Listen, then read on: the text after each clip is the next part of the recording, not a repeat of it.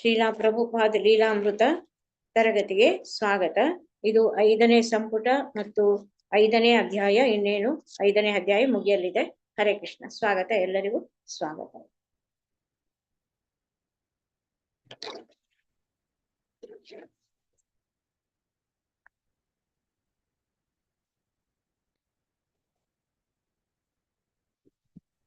ಒಂದು ನಿಮಿಷ ಸ್ಕ್ರೀನ್ ಹಾಕ್ತಾ ಇದ್ದೇನೆ. ಓಕೆ ಮಾತಾಜಿ.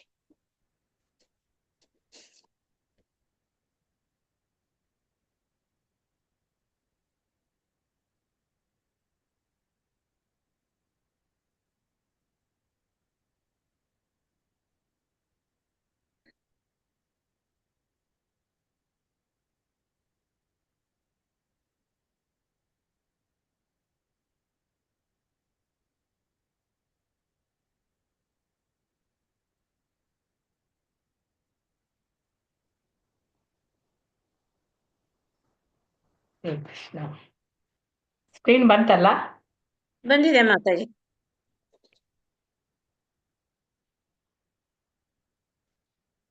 ಪ್ರೇಮರಾಘವ ಮಾತಾಜಿ ಓದಿ ಇದ್ದಾರಲ್ಲ ಅವರು. ಸ್ವಲ್ಪ ಹೊತ್ತು ಬಿಟ್ಟು ಓದ್ತೀನಿ ಮಾತಾಜಿ, ಹೊರಗಿದ್ದೀನಿ. ಓಕೆ ಓಕೆ ಅಂದ್ರೆ ಓದ್ಲಿ ಮಾತಾಜಿ. ರಾಜು ಪ್ರಭುಜಿ ಓದಿ.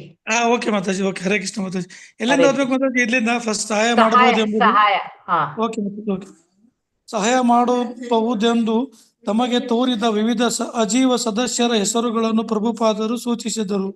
ಹಿಂದೂ ವಿಶ್ವ ಪರಿಷತ್ತಿನ ಮುಖ್ಯಸ್ಥರಾದ ಶ್ರೀ ಸದಾ ಜೀವತ್ಲಾಲ್ ಅವರು ಪ್ರಚಾರದಲ್ಲಿ ನೆರವಾಗಬಹುದು, ಏಕೆಂದರೆ ಅವರ ಸಂಘಟನೆಯು ಹಿಂದೂ ಧರ್ಮದ ರಕ್ಷಣೆಗೆಂದು ರೂಪುಗೊಂಡಿದ್ದು ಇಂತಹ ವಿಚಾರಗಳ ನಿರ್ವಹಣೆಗೆ ತಕ್ಕುದಾಗಿತ್ತು.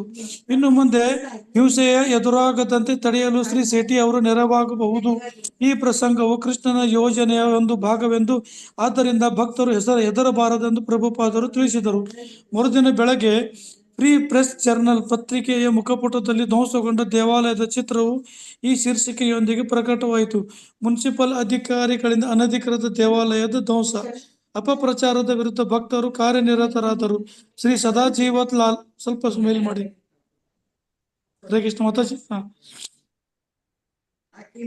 ಸದಾ ಜೀವತ್ ಲಾಲ್ ಅವರು ನಗರದಲ್ಲಿದ್ದ ತಮ್ಮ ಕಚೇರಿಯನ್ನು ಇಸ್ಕಾನ್ ಕಚೇರಿಗೆ ವರ್ಗಾಯಿಸಿದರು. ಅವರು ಮತ್ತು ಭಕ್ತರು ಹೋರಾಟ ಶುರು ಮಾಡಿದರು. ಅಪಪ್ರಚಾರದ ಅನಂತರವೂ ಅನೇಕ ಭಾರತೀಯರಿಗೆ ಅಂದು ನಡೆದ ಹಿಂಸಾಕಾಂಡದಿಂದ ಆಘಾತವಾಗಿತ್ತು. ಹಿಂದೂ ದೇವಾಲಯದ ಮೇಲೆ ಹಲ್ಲೆಯ ಜವಾಬ್ದಾರರಾದ ಅಧಿಕಾರಿಗಳನ್ನು ಮುನ್ಸಿಪಲ್ ಕಾರ್ಪೊರೇಷನ್ ಸರ್ವಾನುಮತದಿಂದ ಖಂಡಿಸಿತು. ಭಕ್ತರು ಸದಾ ಜೀವತ್ ಲಾಲ್ ಅವರ ಕಚೇರಿಯಲ್ಲಿ ಬೆಳಗ್ಗೆ 6ರಿಂದ ರಾತ್ರಿ 9ರವರೆಗೆ ದುಡಿಯುತ್ತಾ ಪತ್ರಿಕೆಗಳಿಗೆ ಫೋನ್ ಮಾಡಿದರು, ಪತ್ರಗಳನ್ನು, ಸುತ್ತೋಲೆಗಳನ್ನು ಬರೆದರು ಮತ್ತು ಸಹಾನುಭೂತಿ ಪರರನ್ನು ಸಂಪರ್ಕಿಸಿದರು. ಭಾರತದ ಹಿಂದೂ ಸಂಸ್ಕೃತಿಯ ರಕ್ಷಣೆಗೆ ಸಹಕಾರಿಯಾಗಿದ್ದ ಜನಸಂಘವೆಂಬ ರಾಜಕೀಯ ಪಕ್ಷದ ಸದಸ್ಯರಾದ ಶ್ರೀ ವಿನೋದ್ ಗುಪ್ತಾ ಅವರು ಕಾರ್ತಿಕೇಯ ಮಹಾದೇವಿಯ ಮತ್ತು ಇತರರೊಂದಿಗೆ ಜೊತೆಗೂಡಿ ದೇವಾಲಯವನ್ನು ರಕ್ಷಿಸಿ ಎಂಬ ಸಮಿತಿಯನ್ನು ರೂಪಿಸಿದರು. ಇಸ್ಕಾನ್ ಒಂದು ಅಧಿಕೃತ ಹಿಂದೂ ಸಂಸ್ಥೆ ಎಂದು ಘೋಷಿಸುವ ತಮ್ಮದೇ ಕರಪತ್ರವನ್ನು ಸಹ ಶ್ರೀ ಗುಪ್ತಾ ಪ್ರಕಟಿಸಿದರು. ಗಿರಿರಾಜನು ಸರ್ಕಾರಿ ಅಧಿಕಾರಿಗಳನ್ನು ಭೇಟಿಯಾಗಿ ಅವರ ಬೆಂಬಲ ಪಡೆಯುತ್ತಿದ್ದಂತೆ ಮುಂಬಯಿಯ ಅನೇಕ ಪ್ರಮುಖ ನಾಗರಿಕರು ಹರೇ ಕೃಷ್ಣ ಆಂದೋಲನದ ಅಧಿಕೃತೆಯನ್ನು ಮನಗಂಡು ಅನುಕಂಪ ತೋರತೊಡಗಿದರು ಹಾಗೂ ನೆರವಿಗೆ ಮುಂದಾದರು. ಹೀಗೆ ಶ್ರೀಮತಿ ಬಿಎನ್ ಮತ್ತು ಆಕೆಯ ವಕೀಲರ ಯೋಜನೆಯು ಅವರಿಗೆ ತಿರುಗೇಟು ಕೊಟ್ಟಿತು. ತಾವು ಕೇವಲ ಬೆರಳಿಗೆಯಷ್ಟು ಯುವ ವಿದೇಶಿಯವರೊಂದಿಗೆ ಸ್ವಲ್ಪ ಮೇಲೆ ಮಾತಾಡಿ ವ್ಯವಹರಿಸುತ್ತಿದ್ದೇವೆ ಎಂದು ಅವರು ಭಾವಿಸಿದರು. ಆದರೆ ತಾವು ಮುಂಬಯಿಯ ಅನೇಕ ಪ್ರಭಾವಶಾಲಿ ನಾಗರಿಕರನ್ನು ಎದುರಿಸಬೇಕಾಗಿದೆ ಎಂಬುದು ಬಹುಬೇಗ ಅವರಿಗೆ ಅರಿವಾಯಿತು. ಪರಿಣಾಮವು ಶುಭದಾಯಕವಾಗುವುದೆಂದು ಶ್ರೀಲ ಪ್ರಭುಪಾದರು ಭವಿಷ್ಯ ನುಡಿದಿದ್ದರು. ಆ ಘಟನೆಯಾದ ಕೆಲವು ದಿನಗಳ ಬಳಿಕ ಅವರು ಬರೆದರು. ಹರೇ ಕೃಷ್ಣ ಪ್ರಭುಜಿ, ಧನ್ಯವಾದ. ಹರೇ ಕೃಷ್ಣ ಧನ್ಯವಾದ ಮಾತಾಡೋದು. ಹರೇ ಕೃಷ್ಣ. ಶ್ರುತಿ ಮಾತಾಜಿ. ಹರೇ ಕೃಷ್ಣ ಮಾತಾಜಿ ಓದಿ. ಮುನ್ಸಿಪಾಲಿಟಿಯು ನಮ್ಮ ದೇವಾಲಯವನ್ನು ಧ್ವಂಸಗೊಳಿಸುವುದರಿಂದ ನಮ್ಮ ಸ್ಥಾನವು ಬಲಗೊಂಡಿದೆ. ಮುನ್ಸಿಪಾಲಿಟಿಯ ಆತುರದ ಕ್ರಮವನ್ನು ಮುನ್ಸಿಪಾಲಿಟಿಯ ಸ್ಟ್ಯಾಂಡಿಂಗ್ ಕಮಿಟಿಯು ಖಂಡಿಸಿದೆ ಮತ್ತು ತಾನು ಕೆಡವಿದ ಕಟ್ಟಡವನ್ನು ತನ್ನ ಖರ್ಚಿನಲ್ಲೇ ಪುನರ್ನಿರ್ಮಿಸಿಕೊಡಲು ಒಪ್ಪಿಕೊಂಡಿದೆ.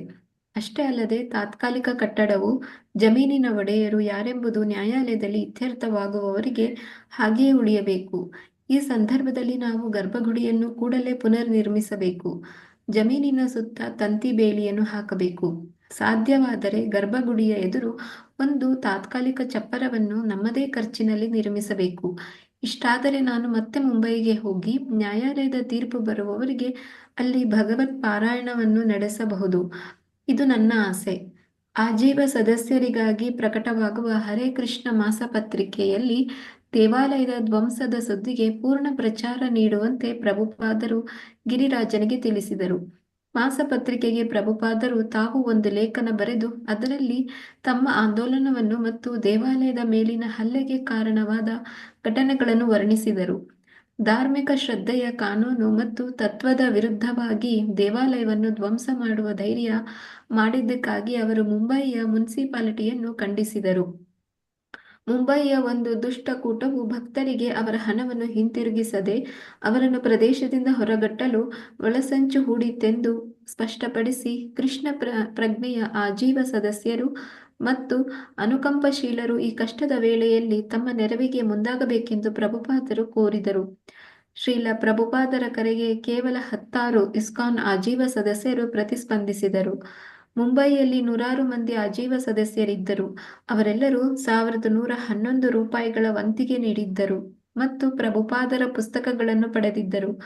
ಆದರೆ ವೈಯಕ್ತಿಕವಾಗಿ ತೊಡಗಿಕೊಳ್ಳಬೇಕಾದ ಇಂತಹ ವಿವಾದದ ಸಂದರ್ಭದಲ್ಲಿ ಎಲ್ಲೋ ಕೆಲವರು ಮಾತ್ರ ಸಹಾಯ ಮಾಡಲು ಮುಂದೆ ಬಂದರು.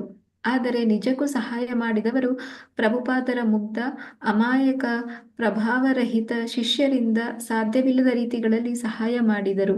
ಹರೇ ಕೃಷ್ಣ ಮಾತಾಜಿ, ಧನ್ಯವಾದಗಳು ಮಾತಾಜಿ. ಉಮಾದೇವಿ ಮಾತಾಜಿ.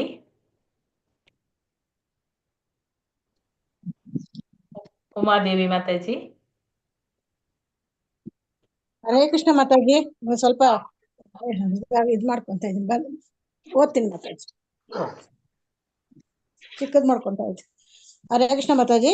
ಈ ಇಡೀ ಘಟನೆಗಳ ಸರಣಿಯು ಕೃಷ್ಣನ ಕೃಪೆ ಎಂಬುದು ಭಕ್ತರಿಗೆ ಅರಿವಾಗತೊಡಗಿತು. ಏಕೆಂದರೆ ಈಗ ಅನೇಕ ಅಜೀವ ಸದಸ್ಯರು ಪ್ರಭುಪಾದರಿಗೆ ಹಾಗೂ ಕೃಷ್ಣ ಭಗವಾನಿಗೆ ಅಮೂಲ್ಯ ಸೇವೆ ಸಲ್ಲಿಸುತ್ತಿದ್ದರು. ಈ ಹಿಂದೆ ಪ್ರಭುಪಾದರು ಅನೇಕ ಅಜೀವ ಸದಸ್ಯರ ಮನೆಗಳಲ್ಲಿ ತಂಗಿದ್ದರು. ಅವರಿಗೂ ಅವರ ಕುಟುಂಬಗಳಿಗೂ ಪ್ರಚಾರ ಮಾಡುತ್ತಿದ್ದರು ಮತ್ತು ತಮ್ಮ ಪ್ರಾಮಾಣಿಕತೆ ಹಾಗೂ ತಮ್ಮ ಆಂದೋಲನದ ಶ್ರೇಷ್ಠ ಗುರಿಗಳ ಬಗ್ಗೆ ಅವರಿಗೆ ಮನವರಿಕೆ ಮಾಡಿಕೊಟ್ಟಿದ್ದರು. ಕೇಳಿಸ್ತಿದೆ ಮಾತಾಜಿ? ಕೇಳಿಸ್ತದೆ ಓದಿ. ಈ ಸ್ನೇಹಿತರು ಮತ್ತು ಸದಸ್ಯರು ಉದಾಹರಣೆಗೆ ಬಗುಬಾಯ್ ಪಟೇಲ್, ಬಿಹಾರಿಲಾಲ್ ಖಂಡೇಲ್ವಾಲಾ, ಬ್ರಿಜ್ ರತನ್ ಮೊಹತಾ, ಡಾಕ್ಟರ್ ಸಿ ಬಾಲಿ ಮತ್ತಿತರರು ಕೇವಲ ಹಿಂದೂ ಭಾವನೆಗಳಿಂದಷ್ಟೇ ಅಲ್ಲದೆ ಪ್ರಭುಪಾದರ ಬಗ್ಗೆ ಅವರಿಗಿದ್ದ ಗಾಢ ಪ್ರೀತಿ ಮತ್ತು ಭಕ್ತಿಯ ಕಾರಣವಾಗಿ ಮಾತಾಜಿ ಮೇಲ್ ಮಾಡ್ಬೇಕು ಕಾರ್ಯತತ್ಪರರಾಗಿದ್ದರು. ಸದಾ ಜೀವಿತ್ ಲಾಲ್ ಅವರೊಂದಿಗೆ ಕೂಡಿಕೊಂಡು ಗಿರಿರಾಜನು ದೇವಾಲಯದ ನಿರ್ಮಾಣಕ್ಕೆ ಅಧಿಕಾರ ನೀಡಲು ಮುನ್ಸಿಪಲ್ ಕೌನ್ಸಿಲಿನ ಮನವೊಲಿಸಲು ಯತ್ನಿಸಿದನು. ಆದರೆ ಅದೇ ದಿನ ಒಂದು ಶುಕ್ರವಾರ ಶ್ರೀಮತಿ ಇಸ್ಕಾನ್ ಪುನರ್ನಿರ್ಮಾಣ ಕೈಗೊಳ್ಳದಂತೆ ತಡೆಯೊಡ್ಡಲು ನ್ಯಾಯಾಲಯದ ಆಜ್ಞೆಯನ್ನು ಕೋರಿ ಅರ್ಜಿ ಸಲ್ಲಿಸಿರುವ ವಿಷಯ ಗಿರಿರಾಜನಿಗೆ ತಿಳಿಯಿತು.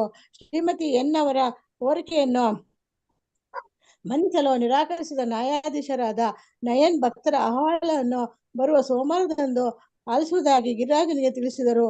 ಹೀಗಾಗಿ ದೇವಾಲಯವನ್ನು ಪುನರ್ನಿರ್ಮಿಸಲು ಭಕ್ತರಿಗೆ ಶನಿವಾರ ಸಂಜೆಯಿಂದ ಸೋಮವಾರದ ಬೆಳಗ್ಗೆವರೆಗೂ 2 ದಿನಗಳ ಕಾಲಾವಕಾಶ ಮಾತ್ರ ಉಳಿದಂತಾಯಿತು.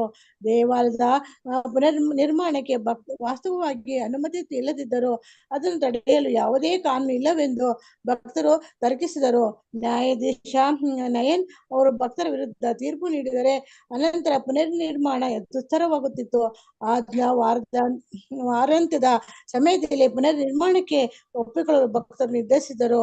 ಇಂದಿನ ಗುತ್ತಿಗೆದಾರರಾಗಿದ್ದ ಶ್ರೀ ಲಾಲ್ ಅವರು ನಿರ್ಮಾಣಕ್ಕೆ ಬೇಕಾದ ಇಟ್ಟಿಗೆ, ಗಾರೆ,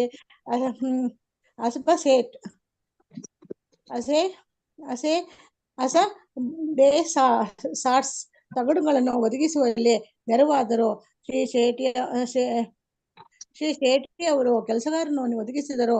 ಶುಕ್ರವಾರ ರಾತ್ರಿ 8 ಗಂಟೆಗೆ ಮೇಸ್ತ್ರಿಗಳು ತಮ್ಮ ಕೆಲಸ ಪ್ರಾರಂಭಿಸಿ ಮಳೆ ಸುರಿಯದಿದ್ದರೂ ಲೆಕ್ಕಿಸದೆ ಇಡೀ ರಾತ್ರಿಯ ಕಟ್ಟು ಕೆಲಸ ಮುಂದುವರಿಸಿದರು. ಸೋಮವಾರ ಬೆಳಗ್ಗೆ ಹೊಸ ದೇವಾಲಯದ ಬಗ್ಗೆ ನ್ಯಾಯಾಧೀಶರು ಗೊತ್ತಾದಾಗ ಅವರು ಘೋಷಿಸಿದರು, ನಿರ್ಮಾಣವಾದಂತೆಯೇ ದೇವಾಲಯವನ್ನು ಯಾರು ನಾಶಪಡಿಸುವಂತಿಲ್ಲ. ಪ್ರಭುಪಾದರಿಗೆ ಈ ಸುದ್ದಿ ತಿಳಿದಾಗ ಇದು ಸಂಪೂರ್ಣ ವಿಜಯವೆಂದು ಅವರು ಪರಿಗಣಿಸಿದರು. ದೇವಾಲಯದ ಪುನರ್ನಿರ್ಮಾಣಗೊಂಡಿದ್ದು ಮತ್ತು ಜನಾಭಿಪ್ರಾಯವು ಇಸ್ಕಾನ್ ಕಡೆಗೆ ಬಲವಾಗಿ ಒಲಿಯುತ್ತಿತ್ತು. ಹರೇ ಕೃಷ್ಣ ಮಾತಾಜಿ, ಧನ್ಯವಾದಗಳು. ಧನ್ಯವಾದಗಳು.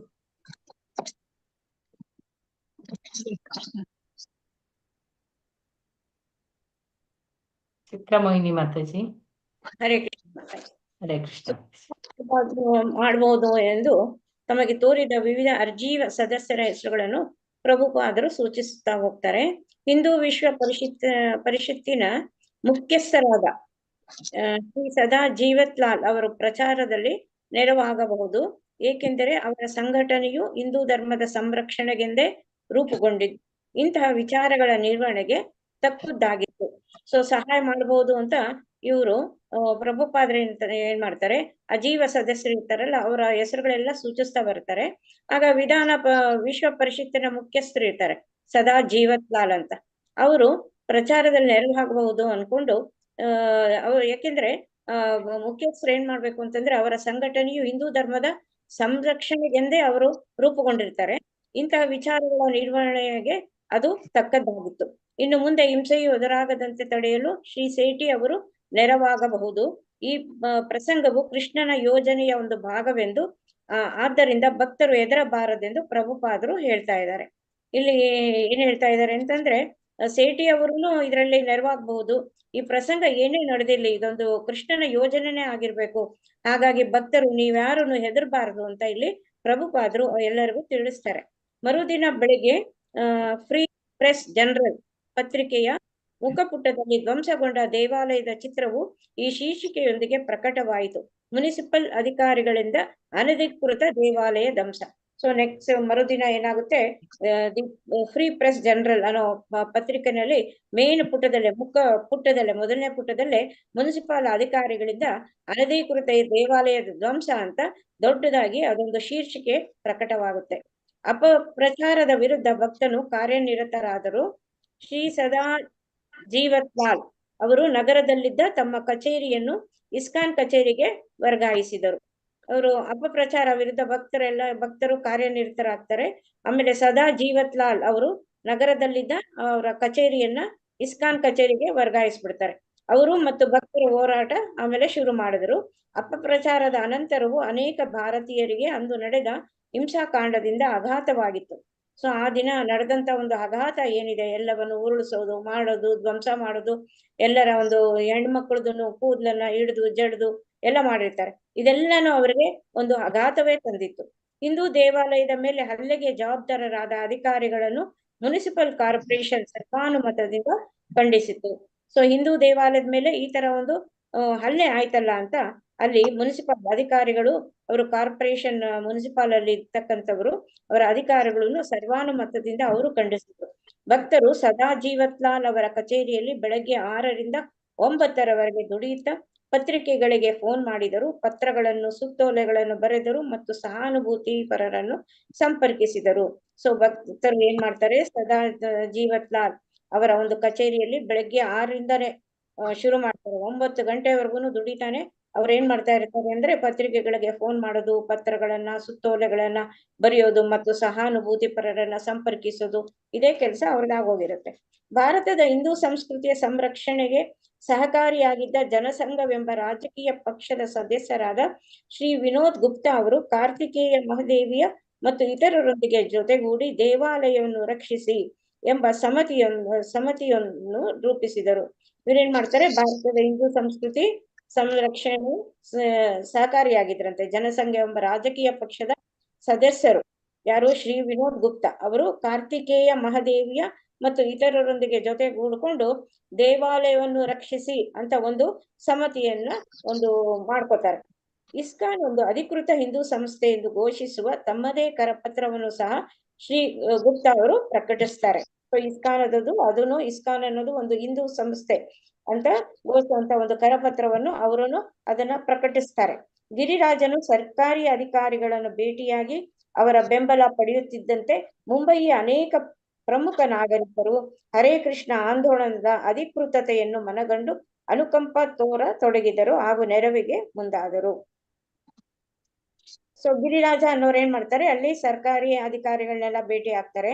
ಆಮೇಲೆ ಅವರ ಒಂದು ಬೆಂಬಲ ಪಡೆಯುತ್ತಿದ್ದಂತೆ ಇಲ್ಲಿ ಮುಂಬಯಿಯ ಅನೇಕ ಪ್ರಮುಖ ನಾಗರಿಕರು ಹರೇ ಕೃಷ್ಣ ಆಂದೋಲನ ಅಧಿಕೃತತೆಯನ್ನು ಮನಗಂಡು ಅನುಕಂಪ ತೊಡಗರಂತೆ ಹಾಗೂ ನೆರವಿಗೆ ಅವರು ಬರ್ತಾರೆ.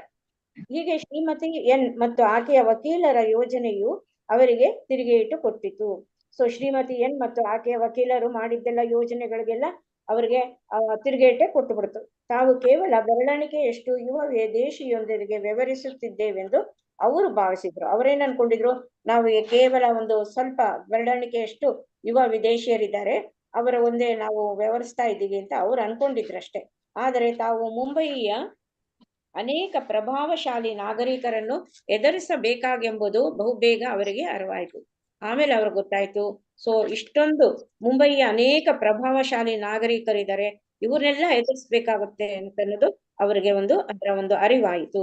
ಪರಿಣಾಮವು ಶುಭದಾಯಕವಾಗುವುದೆಂದು ಶ್ರೀಲಾ ಪ್ರಭುಪಾದರು ಭವಿಷ್ಯ ನುಡಿದಿದ್ದರು. ಈ ಘಟನೆಯಾದ ಕೆಲವು ದಿನಗಳ ಬಳಿಕ ಅವರು ಬರೆದರು. ಸೊ ಪ್ರಭುಪಾದರು ಮೊದಲೇ ಹೇಳಿದ್ರಂತೆ, ಈ ಒಂದು ಪರಿಣಾಮ ಏನಾಗಿದೆ, ಶುಭದಾಯಕವೇ ಆಗುತ್ತೆ, ಏನಿದು ಹೆದರ್ಬೇಡಿ ನೀವು ಅಂತ ಹಿಂದಿನ ಭವಿಷ್ಯ ನುಡಿದಿದ್ರಂತೆ. ಅದಾಗಿ ಕೆಲವು ದಿನಗಳ ಬಳಿಕ ಅವರು ಈ ಒಂದು ಪತ್ರವನ್ನ ಬರೀತಾರೆ. ಮುನಿಸಿಪಾಲಿಟಿಯು ನಮ್ಮ ದೇವಾಲಯವನ್ನು ಧ್ವಂಸಗೊಳಿಸಿದ್ದರಿಂದ ನಮ್ಮ ಸ್ಥಾನವು ಬಲಗೊಂಡಿದೆ. ಸೊ ಮುನಿಸಿಪಾಲಿಟಿ ದೇವಾಲಯವನ್ನು ಧ್ವಂಸಗೊಳಿಸ್ತಲ್ಲ, ಹಾಗಾಗಿ ನಮ್ದು ಸ್ಥಾನ ಏನಾಯ್ತು, ಇನ್ನು ಭದ್ರ ಆಗೋಯ್ತು. ಮುನಿಸಿಪಾಲಿಟಿಯ ಆತುರದ ಕ್ರಮವನ್ನು ಮುನಿಸಿಪಾಲಿಟಿಯ ಸ್ಟ್ಯಾಂಡಿಂಗ್ ಕಮಿಟಿಯು ಖಂಡಿಸಿದೆ ಮತ್ತು ತಾನು ಕೆಡವಿದ ಕಟ್ಟಡವನ್ನು ತನ್ನ ಖರ್ಚಿನಲ್ಲೇ ಪುನರ್ ನಿರ್ಮಿಸಲು ಕೊಡಲು ಒಪ್ಪಿಕೊಂಡಿದೆ. ಸೊ ಈ ಮುನಿಸಿಪಾಲಿಟಿ ಅವ್ರೇನ್ ಮಾಡ್ತಾರೆ, ಅವರು ಒಂದು ಸ್ಟ್ಯಾಂಡಿಂಗ್ ಕಮಿಟಿನ ಖಂಡಿಸ್ತಾರೆ ಮತ್ತು ಅವರು ಈ ಮುನ್ಸಿಪಾಲಿಟಿನವ್ರು ಏನ್ ಹೇಳ್ತಾರೆ, ಇವ್ರಿಗೆ ಹೇಳ್ತಾ ಇದ್ದಾರೆ, ಕೆಡವಿದ ಒಂದು ಕಟ್ಟಡ ಎಲ್ಲ ಧ್ವಂಸ ಮಾಡಿದ್ರಲ್ಲ, ಅದನ್ನು ನಮ್ಮ ಖರ್ಚಿನಲ್ಲೇ, ಅಂದ್ರೆ ಈ ಮುನ್ಸಿಪಾಲಿಟಿಯ ಖರ್ಚಿನಲ್ಲೇ ನಾವು ಅದನ್ನ ಪುನರ್ ನಿರ್ಮಿಸಿ ನಾವು ಕಟ್ಟಿಕೊಡ್ತೇವೆ ಅಂತ ಒಪ್ಕೊಂಡಿದಾರಂತೆ. ಅಷ್ಟೇ ಅಲ್ಲದೆ ತಾತ್ಕಾಲಿಕ ಕಟ್ಟಡವು ಜಮೀನಿನ ಒಡೆಯರು ಯಾರೆಂಬುದು ನ್ಯಾಯಾಲಯದಲ್ಲಿ ಇತ್ಯರ್ಥವಾಗುವವರೆಗೆ ಹಾಗೆಯೇ ಉಳಿಯಬೇಕು. ಅಂದ್ರೆ ಕಂಡೀಷನ್ ಏನು ಅಂದ್ರೆ, ಈ ತಾತ್ಕಾಲಿಕ ಕಟ್ಟಡ ಅಥವಾ ಜಮೀನಿನ ಒಡೆಯರು ಯಾರೆಂಬುದು ನ್ಯಾಯದಲ್ಲಿ ಇತ್ಯರ್ಥ ಆಗ್ಬೇಕು. ಅದು ಆಗೋವರೆಗೂ ನಾವೇನು ಮಾಡ್ಲಿಕ್ಕಾಗಲ್ಲ, ಅದು ಹಾಗೆ ಉಳಿಯಬೇಕು. ಈ ಸಂದರ್ಭದಲ್ಲಿ ನಾವು ಗರ್ಭಗುಡಿಯನ್ನು ಕೂಡಲೇ ಪುನರ್ ನಿರ್ಮಿಸಬೇಕು, ಗರ್ಭಗುಡಿಯನ್ನ ನಿರ್ಮಿಸ್ಬೇಕು ಅಂತ ಹೇಳ್ತಾ ಇದ್ದಾರೆ. ಜಮೀನಿನ ಸುತ್ತ ಬೇಲಿಯನ್ನು ಹಾಕಬೇಕು ಅಂತ ಪ್ರಭುಪಾದರು ಹೇಳ್ತಾ ಇದ್ದಾರೆ. ಸಾಧ್ಯವಾದ್ರೆ ಗರ್ಭಗುಡಿಯ ಎದುರು ಒಂದು ತಾತ್ಕಾಲಿಕ ಚಪ್ಪರವನ್ನು ನಮ್ಮದೇ ಖರ್ಚಿನಲ್ಲಿ ನಿರ್ಮಿಸಬೇಕು. ಸೊ ಅಲ್ಲಿ ಗರ್ಭಗುಡಿ ಎದುರುಗಡೆನೆ ಒಂದು ಚಪ್ಪರವನ್ನು ಹಾಕಿ, ಒಂದು ಇದ್ರ ತರ ತಾತ್ಕಾಲಿಕ ಚಪ್ಪರವನ್ನು ಹಾಕಿ ಗರ್ಭಗುಡಿ ಎದುರುಗಡೆ ಒಂದು ಸಣ್ಣ ಟೆಂಟ್ ತರ ಹಾಕಿ ನಿರ್ಮಿಸ್ಬೇಕು ಅಂತ ಹೇಳ್ತಾ ಇದ್ದಾರೆ. ಇಷ್ಟಾದರೆ ನಾನು ಮತ್ತೆ ಮುಂಬೈಗೆ ಹೋಗಿ ನ್ಯಾಯಾಲಯದ ತೀರ್ಪು ಬರುವವರೆಗೂ ಅಲ್ಲಿ ಭಗವತ್ ಪಾರಾಯಣವನ್ನು ನಡೆಸಬಹುದು, ಇದು ನನ್ನ ಆಸೆ. ಸೊ ಇವರು ಪ್ರಭುಪಾದರು, ನನ್ನ ಆಸೆ ಇದು, ನೀವು ಇದು ಭಗವತ್ ಪಾರಾಯಣ ಅಲ್ಲಿ ನಡೆಸ್ಬೋದು, ನೀವು ನ್ಯಾಯಾಲಯದ ತೀರ್ಪು ಬರುವವರೆಗೂ ನೀವು ಸುಮ್ಮನೆ ಕೂರ್ಬೇಡಿ ಅಂತ ಹೇಳ್ತಾ ಇದ್ದಾರೆ. ಅಜೀವ ಸದಸ್ಯರಾಗಿ ಪ್ರಕಟವಾಗುವ ಹರೇ ಕೃಷ್ಣ ಮಾಸಪತ್ರಿಕೆಯಲ್ಲಿ ದೇವಾಲಯದ ಧ್ವಂಸದ ಸುದ್ದಿಗೆ ಪೂರ್ಣ ಪ್ರಚಾರ ನೀಡುವಂತೆ ಪ್ರಭುಪಾದರು ಗಿರಿರಾಜನಿಗೆ ತಿಳಿಸಿದರು. ಸೊ ಗಿರಿರಾಜನ್ಗೆ ಹೇಳ್ತಾ ಇದ್ದಾರೆ, ಅಜೀವ ಸದಸ್ಯರಾಗಿ ಪ್ರಕಟವಾಗುವ ಹರೇ ಕೃಷ್ಣ ಮಾಸಪತ್ರಿಕೆ ಇದೆ, ಅದು ದೇವಾಲಯ ಧ್ವಂಸದ ಸುದ್ದಿ ಪೂರ್ಣ ಪ್ರಚಾರ ಅದರಲ್ಲಿ ಬರಬೇಕು ಅಂತ ಹೇಳ್ತಾ ಇದ್ದಾರೆ. ಮಾಸಪತ್ರಿಕೆ ಪ್ರಭುಪಾದರು ತಾವು ಒಂದು ಲೇಖನ ಬರೆದು ಅದರಲ್ಲಿ ತಮ್ಮ ಆಂದೋಲನವನ್ನು ಮತ್ತು ದೇವಾಲಯದ ಮೇಲಿನ ಹಲ್ಲೆಗೆ ಕಾರಣವಾದ ಘಟನೆಗಳನ್ನು ವರ್ಣಿಸಿದರು. ಸೊ ಇಲ್ಲಿ ಇವರಿಗೆ ಗಿರಿರಾಜನ್ಗೆ ಹೇಳ್ತಾರೆ, ಆ ಒಂದು ಹರೇ ಕೃಷ್ಣ ಮಾಸಪತ್ರಿಕೆ ಅದೆಲ್ಲನು ಅಜೀವ ಸದಸ್ಯರಿಗೆ ಎಲ್ಲರಿಗೂ ಹೋಗ್ಬೇಕು, ಅದರಲ್ಲಿ ಇದು ದೇವಾಲಯ ಧ್ವಂಸದ ಸುದ್ದಿ ಪೂರ್ಣ ಪ್ರಚಾರ ಅದರಲ್ಲಿ ಬರೆದಿರ್ಬೇಕು ಅಂತ. ಆಮೇಲೆ ಪ್ರಭುಪಾದರು ಇಲ್ಲಿ ಮತ್ತೆ ಹೇಳ್ತಾ ಇದ್ದಾರೆ, ಅವರು ಒಂದು ಲೇಖನ ಬರೀತಾರೆ, ಅದರಲ್ಲಿ ತಮ್ಮ ಆಂದೋಲನವನ್ನು ಮತ್ತು ದೇವಾಲಯದ ಮೇಲೆ ಹಲ್ಲೆಗೆ ಕಾರಣರಾದ ಘಟನೆಗಳನ್ನು ಎಲ್ಲವನ್ನು ವರ್ಣಿಸ್ತಾ ಹೋಗ್ತಾರೆ. ಧಾರ್ಮಿಕ ಶ್ರದ್ಧೆಯ ಕಾನೂನು ಮತ್ತು ತತ್ವದ ವಿರುದ್ಧವಾಗಿ ದೇವಾಲಯವನ್ನು ಧ್ವಂಸ ಮಾಡುವ ಧೈರ್ಯ ಮಾಡಿದ್ದಕ್ಕಾಗಿ ಅವರು ಮುಂಬಯಿಯ ಮುನಿಸಿಪಾಲಿಟಿಯನ್ನು ಖಂಡಿಸಿದರು. ಸೊ ಧಾರ್ಮಿಕ ಶ್ರದ್ಧೆಯ ಕಾನೂನು ಮತ್ತು ತತ್ವದ ವಿರುದ್ಧವಾಗಿ ಅದರ ಒಂದು ವಿರುದ್ಧವಾಗಿ ದೇವಾಲಯವನ್ನು ಧ್ವಂಸ ಮಾಡಿದ ಧೈರ್ಯ ಮಾಡಿದ್ದಕ್ಕಾಗಿ ಅವರು ಮುಂಬಯಿಯ ಮುನ್ಸಿಪಾಲಿಟಿಯನ್ನೇ ಖಂಡಿಸ್ತಾರೆ. ಆಮೇಲೆ ಮುಂಬಯಿಯ ಒಂದು ದುಷ್ಟಕೂಟವು ಭಕ್ತರಿಗೆ ಅವರ ಹಣವನ್ನು ಹಿಂತಿರುಗಿಸದೆ ಅವರನ್ನು ಪ್ರದೇಶದಿಂದ ಹೊರಗಟ್ಟಲು ಒಳಸಂಚು ಹೂಡಿತೆಂದು ಸ್ಪಷ್ಟಪಡಿಸಿ ಕೃಷ್ಣ ಪ್ರಜ್ಞೆಯ ಅಜೀವ ಸದಸ್ಯರು ಮತ್ತು ಅನುಕಂಪಾಶೀಲರು ಈ ಕಷ್ಟದ ವೇಳೆಯಲ್ಲಿ ತಮ್ಮ ನೆರವಿಗೆ ಮುಂದಾಗಬೇಕೆಂದು ಪ್ರಭುಪಾದರು ಕೋರ್ತಾ ಇದ್ದಾರೆ. ಸೊ ಒಂದು ಈ ದುಷ್ಟಕೂಟ ದುಷ್ಟಕೂಟ ಭಕ್ತರಿಗೆ ಅವರ ಒಂದು ಹಣವನ್ನು ಹಿಂತಿರುಗಿಸಿದೆ, ಅವರನ್ನ ಆ ಪ್ರದೇಶದಿಂದಾನೇ ಆಚೆ ಹಟ್ಟಬೇಕು ಅಂತ ಒಳಸಂಚು ಹೂಡಿತ್ತು ಅದು ಅಂತ ಇಲ್ಲಿ ಪ್ರಭುಪಾದರು ಅವರ ಮೇಲೆ ಅವರನ್ನ ದೂರ್ತಾ ಇದ್ದಾರೆ. ಮತ್ತು ಕೃಷ್ಣ ಪ್ರಜ್ಞೆಯ ಅಜೀವ ಸದಸ್ಯರು ಮತ್ತು ಅನುಕಂಪಾಶೀಲರು ಈ ಕಷ್ಟ ವೇಳೆಯಲ್ಲಿ ನಮಗೆ ತಮ್ಮ ನೆರವಿಗೆ ಮುಂದಾಗಬೇಕೆಂದು ಪ್ರಭುಪಾದರು ಹೇಳ್ತಾ ಇದ್ದಾರೆ. ಸೊ ಇದು ದುಷ್ಟ ಜನರು ಮಾಡಿದ್ದೆಲ್ಲಾನು ತುಂಬಾನೇ ಅದು ಎಲ್ಲವನ್ನು ಮುನ್ಸಿಪಾಲಿಟಿಗೆ ಕ್ಲಿಯರ್ ಆಗಿ ಅದೆಲ್ಲ ಎಕ್ಸ್ಪ್ಲೈನ್ ಮಾಡಿ ಅವರು ಬರೀತಾರೆ. ಶ್ರೀಲಾ ಪ್ರಭುಪಾದರ ಕರೆಗೆ ಕೇವಲ 10 ಇಸ್ಕಾನ್ ಅಜೀವ ಸದಸ್ಯರು ಪ್ರತಿಸ್ಪಂದಿಸಿದ್ರು. ಸೊ ಇದಕ್ಕೆ ಏನ್ ಮಾಡ್ತಾರೆ, ಶ್ರೀಲಾ ಪ್ರಭುಪಾದರು ಇದೆಲ್ಲಾನು ಎಲ್ಲಾ ಸದಸ್ಯರಿಗೆ ಎಲ್ಲರಿಗೂ ಕೊಟ್ಟಾಗ ಅಲ್ಲೇನಾಗುತ್ತೆ, ಕೇವಲ 10 ಇಸ್ಕಾನ್ ಅಜೀವ ಸದಸ್ಯರು ಮಾತ್ರ ಪ್ರತಿಸ್ಪಂದಿಸುವುದಂತೆ. ಮುಂಬಯಿಯಲ್ಲಿ 100 ಮಂದಿ ಅಜೀವ ಸದಸ್ಯರಿದ್ದರು. ಅವರೆಲ್ಲ 1111 ರೂಪಾಯಿಗಳ ವಂತಿಗೆ ನೀಡಿದ್ದರು ಮತ್ತು ಪ್ರಭುಪಾದರ ಪುಸ್ತಕಗಳನ್ನು ಪಡೆದಿದ್ರು. ಮುಂಬಯಿಯಲ್ಲಿ ಅಲ್ಲಿ 106 ಮಂದಿ ಅಜೀವ ಸದಸ್ಯರಿದ್ದಾರೆ. ಅವರೆಲ್ಲೂ 1111 ಅಂತ ವಂತಿಗೆ ಒಬ್ಬೊಬ್ರು ನೀಡಿರ್ತಾರೆ ಮತ್ತು ಪ್ರಭುಪಾದರ ಪುಸ್ತಕಗಳನ್ನು ಅವರು ಪಡೆದಿದ್ರಂತೆ. ಆದರೆ ವೈಯಕ್ತಿಕವಾಗಿ ತೊಡಗಿಕೊಳ್ಳಬೇಕಾದ ಇಂಥ ವಿವಾದದ ಸಂದರ್ಭದಲ್ಲಿ ಎಲ್ಲೋ ಕೆಲವರು ಮಾತ್ರ ಸಹಾಯ ಮಾಡಲು ಮುಂದೆ ಬಂದರು. ಸೊ ಇದು ವೈಯಕ್ತಿಕವಾಗಿ ಎಲ್ಲರೂ ಸೇರ್ಕೋಬೇಕಾಯಿತು. ಏಕೆಂದ್ರೆ ಇದೊಂದು ಇದು ದೇವಾಲಯವನ್ನೇ ಧ್ವಂಸ ಮಾಡಿದ್ದಾರೆ. ಈ ಧಾರ್ಮಿಕ ಇದಕ್ಕೇನೆ ಅವರು ತೊಂದರೆ ತಂದಿದ್ದಾರೆ. ಧಾರ್ಮಿಕ ಶ್ರದ್ಧೆಯ ಕಾನೂನಿನ ವಿರುದ್ಧ ಹೋಗಿದ್ದಾರೆ. ಹಾಗಾಗಿ ಎಲ್ರು ಒಟ್ಟುಗೂಡ್ಬೇಕಾಗಿತ್ತು, ಎಲ್ರು ಬಂದು ಸಹಾಯ ಮಾಡ್ಲಿಕ್ಕೆ ಎಲ್ರು ಸೇರ್ಬೇಕಾಗಿತ್ತು. ಆದ್ರೆ ಕೆಲವರು ಮಾತ್ರ ಸಹಾಯ ಮಾಡಲು ಮುಂದೆ ಬಂದ್ರು ಅಂತ ಪ್ರಭುಪಾದರು ಹೇಳ್ತಾ ಇದ್ದಾರೆ. ಆದರೆ ನಿಜಕ್ಕೂ ಸಹಾಯ ಮಾಡಿ ಪ್ರಭುಪಾದರ ನಾಯಕ ಪ್ರಭಾವರಹಿತ ಶಿಷ್ಯರಿಂದ ಸಾಧ್ಯವಿಲ್ಲದ ರೀತಿಗಳಲ್ಲಿ ಸಹಾಯ ಮಾಡಿದರು. ಹಾಗಾಗಿ ಯಾರು ಹೆಚ್ಚು ಸಹಾಯ ಮಾಡಿದ್ರು ಅಂತ ಅಂದ್ರೆ ಪ್ರಭುಪಾದರ ಅಮಾಯಕ ಪ್ರಭಾವರಹಿತ ಶಿಷ್ಯರಿಂದ ಸಾಧ್ಯವಿಲ್ಲದ ರೀತಿಗಳಲ್ಲಿ ಅವರು ಸಹಾಯವನ್ನು ಮಾಡ್ತಾರೆ. ಈ ಇಡೀ ಘಟನೆಗಳ ಸರಣಿಯು ಕೃಷ್ಣನ ಕೃಪೆ ಎಂಬುದು ಭಕ್ತರಿಗೆ ಅರಿವಾಗ ತೊಡಗಿತು. ಸೊ ಈಗ ಅವ್ರಿಗೆ ಇವ್ರಿಗೆಲ್ಲಾನು ಯಾರು ಶಿಷ್ಯರಿಗೂ ಭಕ್ತರಿಗೆಲ್ಲಾನು ಈಗ ಅರಿವಾಗ್ತಾ ಇದೆ, ಇದೆಲ್ಲಾನು ಕೃಷ್ಣನ ಕೃಪೆನೇ ಅಂತ. ಏಕೆಂದರೆ ಈಗ ಅನೇಕ ಅಜೀವ ಸದಸ್ಯರು ಪ್ರಭುಪಾದರಿಗೆ ಹಾಗೂ ಕೃಷ್ಣ ಭಗವಾನನಿಗೆ ಅಮೂಲ್ಯ ಸೇವೆ ಸಲ್ಲಿಸುತ್ತಿದ್ದರು. ಏಕೆಂದ್ರೆ ಈಗ ಅನೇಕ ಅಜೀವ ಸದಸ್ಯರು ಮತ್ತು ಹಾಗೂ ಕೃಷ್ಣ ಭಗವಾನನಿಗೆ ತಮ್ಮ ಅಮೂಲ್ಯ ಸೇವೆಯನ್ನು ಸಲ್ಲಿಸೋದಕ್ಕೆ ಶುರು ಮಾಡ್ತಾರೆ. ಈ ಹಿಂದೆ ಪ್ರಭುಪಾದರು ಅನೇಕ ಅಜೀವ ಸದಸ್ಯರ ಮನೆಗಳಲ್ಲಿ ತಂಗಿದ್ದರು. ಅವರಿಗೂ ಅವರ ಕುಟುಂಬಗಳಿಗೂ ಪ್ರಚಾರನೂ ಮಾಡಿದ್ರು ಮತ್ತು ತಮ್ಮ ಪ್ರಾಮಾಣಿಕತೆ ಹಾಗೂ ತಮ್ಮ ಆಂದೋಲನದ ಶ್ರೇಷ್ಠ ಗುರಿಗಳ ಬಗ್ಗೆ ಅವರಿಗೆ ಮನವರಿಕೆನೂ ಮಾಡಿಕೊಟ್ಟಿದ್ರು. ಈ ಸ್ನೇಹಿತರು ಮತ್ತು ಸದಸ್ಯರು ಉದಾಹರಣೆಗೆ ಬಗುಬಾಯ್ ಪಟೇಲ್, ಬೇಹಾರಿ ಲಾಲ್ ಖಂಡೇಲ್ವಾಲಾ, ಬ್ರಿಜ್ ರತನ್ ಮೋಹತ್, ಡಾಕ್ಟರ್ ಸಿ ಬಾಲಿ ಮತ್ತಿತರು ಕೇವಲ ಹಿಂದೂ ಭಾವನೆಗಳಿಂದಷ್ಟೇ ಅಲ್ಲದೆ ಪ್ರಭುಪಾದರ ಬಗ್ಗೆ ಅವರಿಗಿದ್ದ ಗಾಢ ಪ್ರೀತಿ ಮತ್ತು ಭಕ್ತಿಯ ಕಾರಣವಾಗಿ ಈಗ ಕಾರ್ಯತತ್ಪರರಾಗಿದ್ದರು. ಸೊ ಹಿಂದೆ ಪ್ರಭುಪಾದರು ಅಜೀವ ಸದಸ್ಯರ ಮನೆಗಳಲ್ಲೆಲ್ಲ ಎಷ್ಟೋ ಮನೆಗಳಲ್ಲಿ ಅವರು ತಂಗಿದ್ರು, ಅವರ ಕುಟುಂಬಗಳಲ್ಲಿ ಅವರು ಒಂದಾಗಿದ್ರು. ಅವ್ರಿಗೆಲ್ಲ ಇದೆಲ್ಲಾನು ಕೃಷ್ಣನ ಒಂದು ಆಂದೋಲನದ ಬಗ್ಗೆನೂ ಅವ್ರಿಗೆಲ್ಲಾನು ಮನವರಿಕೆ ಮಾಡ್ಕೊಟ್ಟಿದ್ರು. ಈಗ ಆ ಸ್ನೇಹಿತರು, ಆ ಸದಸ್ಯರು, ಉದಾಹರಣೆಗೆ ಅವ್ರ ಹೆಸರು ಹೇಳ್ತಾ ಇದ್ದಾರೆ, ಬಗುಬಾಯ್ ಪಟೇಲ್, ಬೇಹಾರಿ ಲಾಲ್ ಖಂಡೇಲ್ವಾಲಾ, ಬ್ರಿಜ್ ರತನ್ ಮೋಹತ್, ಡಾಕ್ಟರ್ ಸಿ ಬಾಲಿ, ಇವರೆಲ್ಲಾನು ಕೇವಲ ಅವರು ಹಿಂದೂ ಭಾವನೆಗಳಿಂದಷ್ಟೇ ಅಲ್ಲದೆ ಪ್ರಭುಪಾದರ ಬಗ್ಗೆ ಅವರಿಗೆ ಗಾಢ ಪ್ರೀತಿ ಇತ್ತು ಮತ್ತು ಭಕ್ತಿಯ ಕಾರಣವಾಗಿ ಈಗ ಅವರು ಕಾರ್ಯ ತತ್ಪರರಾಗಿದ್ದಾರೆ. ಸದಾ ಜೀವಿತ್ಲಾಲ್ ಅವರೊಂದಿಗೆ ಕೂಡಿಕೊಂಡು ಗಿರಿರಾಜನು ದೇವಾಲಯದ ಪುನಃ ನಿರ್ಮಾಣಕ್ಕೆ ಅಧಿಕಾರ ನೀಡಲು ಮುನಿಸಿಪಲ್ ಕೌನ್ಸಿಲಿನ ಮನವೊಲಿಸಲು ಯತ್ನಿಸಿದನು.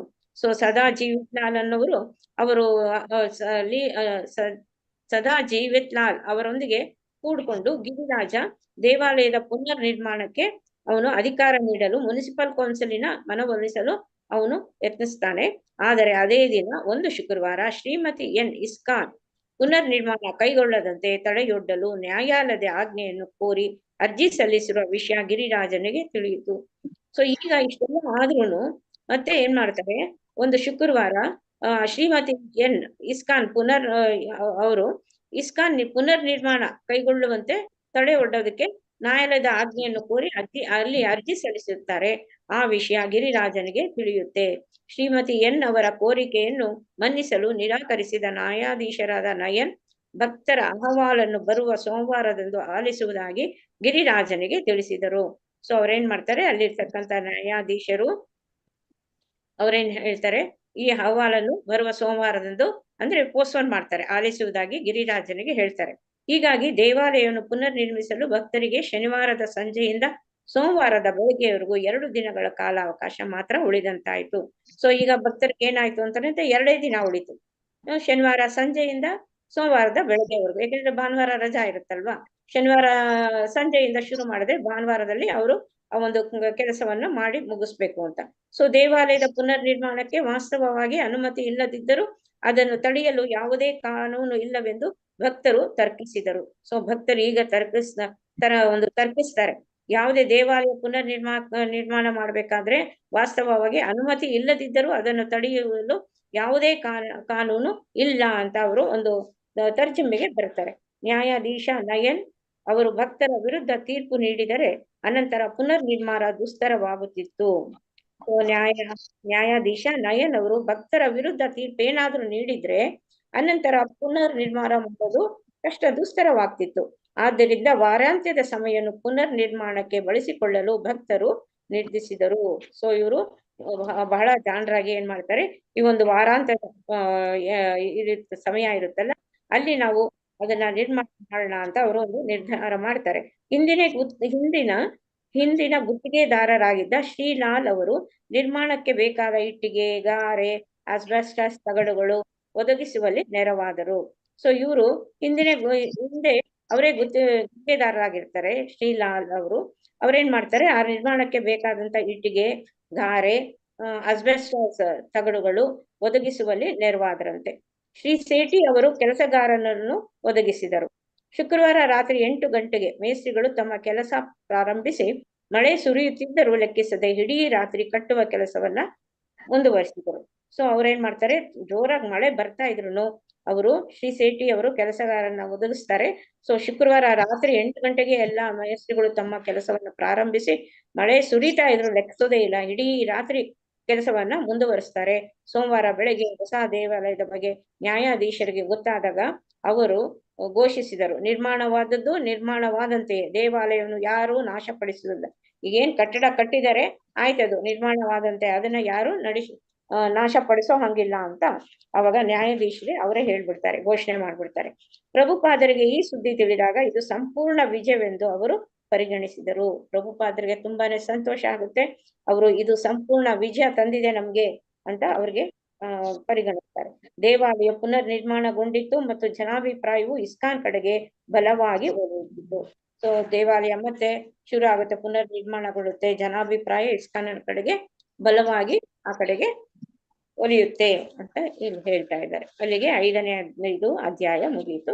ನೆಕ್ಸ್ಟ್ 6ನೇ ಅಧ್ಯಾಯ ಓದ್ಲ ಮಾತಾಜಿ? ಓದಿ. ಅಧ್ಯಾಯ 6. ಮಾಯಾಪುರದ ದಿವ್ಯ ವಾತಾವರಣದಲ್ಲಿ. ಮಾಯಾಪುರ, ಜೂನ್ 1, 1973. ಮಾಯಾಪುರದ ಕಟ್ಟಡವು ಪೂರ್ಣಗೊಂಡಿರಲಿಲ್ಲ. ಆದರೂ ಪ್ರಭುಪಾದರು ಅಲ್ಲಿ ನೆಲೆಸಲು ಬಂದರು. ಅವರು 2ನೇ ಮಹಡಿಯಲ್ಲಿ ಅಕ್ಕಪಕ್ಕದ 2 ಕೊಠಡಿಗಳನ್ನು ತೆಗೆದುಕೊಂಡರು, ಒಂದು ಅಧ್ಯಯನಕ್ಕಾಗಿ ಮತ್ತು ಇನ್ನೊಂದು ಮಲಗುವುದಕ್ಕಾಗಿ. ಈ ನಡುವೆ ದೇವಾಲಯದ ಕೊಠಡಿ ಮತ್ತು ಕಟ್ಟಡದ ಉಳಿದ ಭಾಗಗಳ ನಿರ್ಮಾಣ ಕಾರ್ಯ ಮುಂದುವರಿಯಿತು.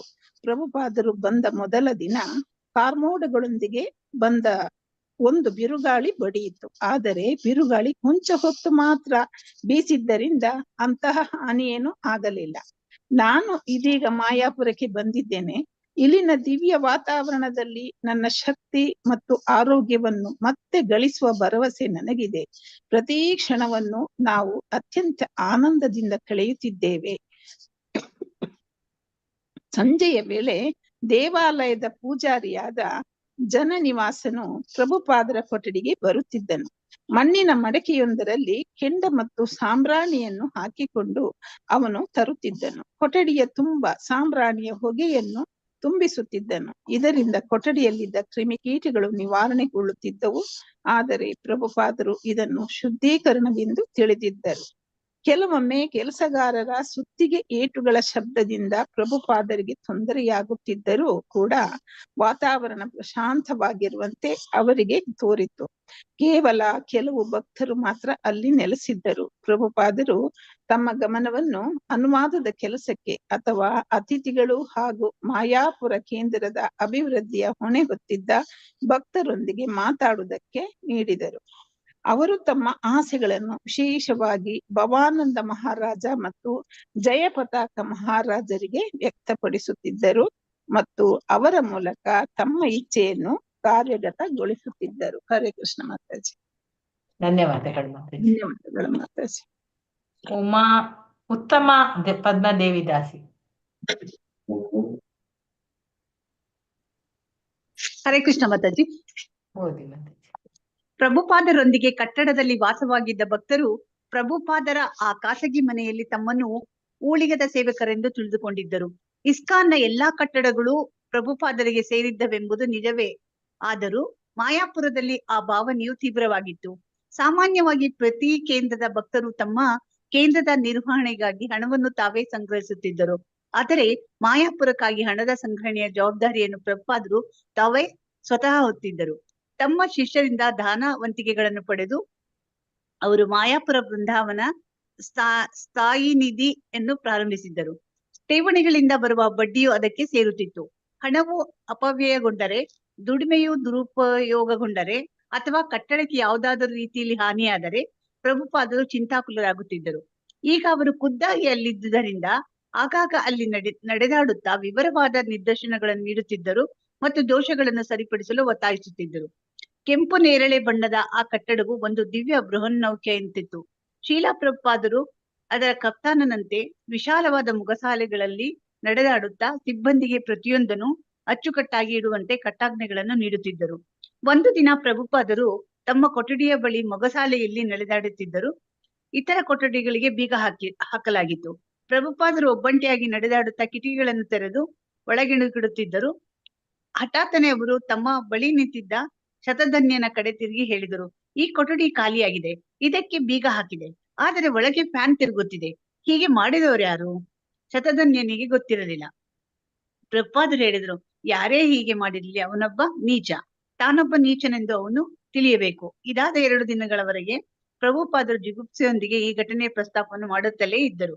ಒಂದು ದಿನ ಭಾರಿ ಬಿರುಗಾಳಿ ಮತ್ತು ಮಳೆಯ ಬಳಿಕ ಪ್ರಭುಪಾದರ ಕೊಠಡಿಯ ಹೊರಗೆ 12 ಅಡಿ ಅಗಲದ ಮೊಗಸಾಲೆಯ ಅಮೃತ ಶಿಲೆಯ ನೆಲದ ಮೇಲೆ ನೀರು ಹರಡಿ ನಿಂತಿತ್ತು. ಭವಾನಂದ ಗೋಸ್ವಾಮಿಯು ಒಂದು ಸ್ಪಂಜಿನ ಹೀರುಕದೊಂದಿಗೆ ನೆಲವನ್ನು ತೊಳೆಯುತ್ತಿದ್ದನು. ಶೀಲಾ ಪ್ರಭುಪಾದರು ತಮ್ಮ ಕೊಠಡಿಯ ಬಾಗಿಲಿಗೆ ಬಂದು ನೋಡುತ್ತಾ ನಿಂತರು. ಅವರೆಂದರು, ಇದು ಅಮೃತ ಶಿಲೆಯ ನೆಲವನ್ನು ತೊಳೆಯುವ ಸರಿಯಾದ ರೀತಿ. ಮೇಣ ಬಳಸಿ ಇದಕ್ಕೆ ಮೆರುಗು ಕೊಡಬೇಡಿ. ಧಾರಾಳವಾಗಿ ನೆಲದ ಮೇಲೆ ತಾಜಾ ನೀರು ಬಿಡಿ ಮತ್ತು ಪ್ರತಿ ಬೆಳಗ್ಗೆ ಅದನ್ನು ಒರೆಸಿ ತೆಗೆಯಿರಿ. ಹೀಗೆ ಮಾಡುವುದರಿಂದ ಅಮೃತ ಶಿಲೆಯು ಸಹಜವಾಗಿ ಮೆರುಗು ಪಡೆದು ಗಾಜಿನಂತೆ ಹೊಳೆಯುತ್ತದೆ. ಹರೇ ಕೃಷ್ಣ ಮಾತಾಜಿ. ಧನ್ಯವಾದಗಳು ಮಾತಾಜಿ. ಹರೇ ಕೃಷ್ಣ. ಹರೇ ಕೃಷ್ಣ. ಸುನೀತಾ ಜೈ ಮಾತಾಜಿ ಓದಿ.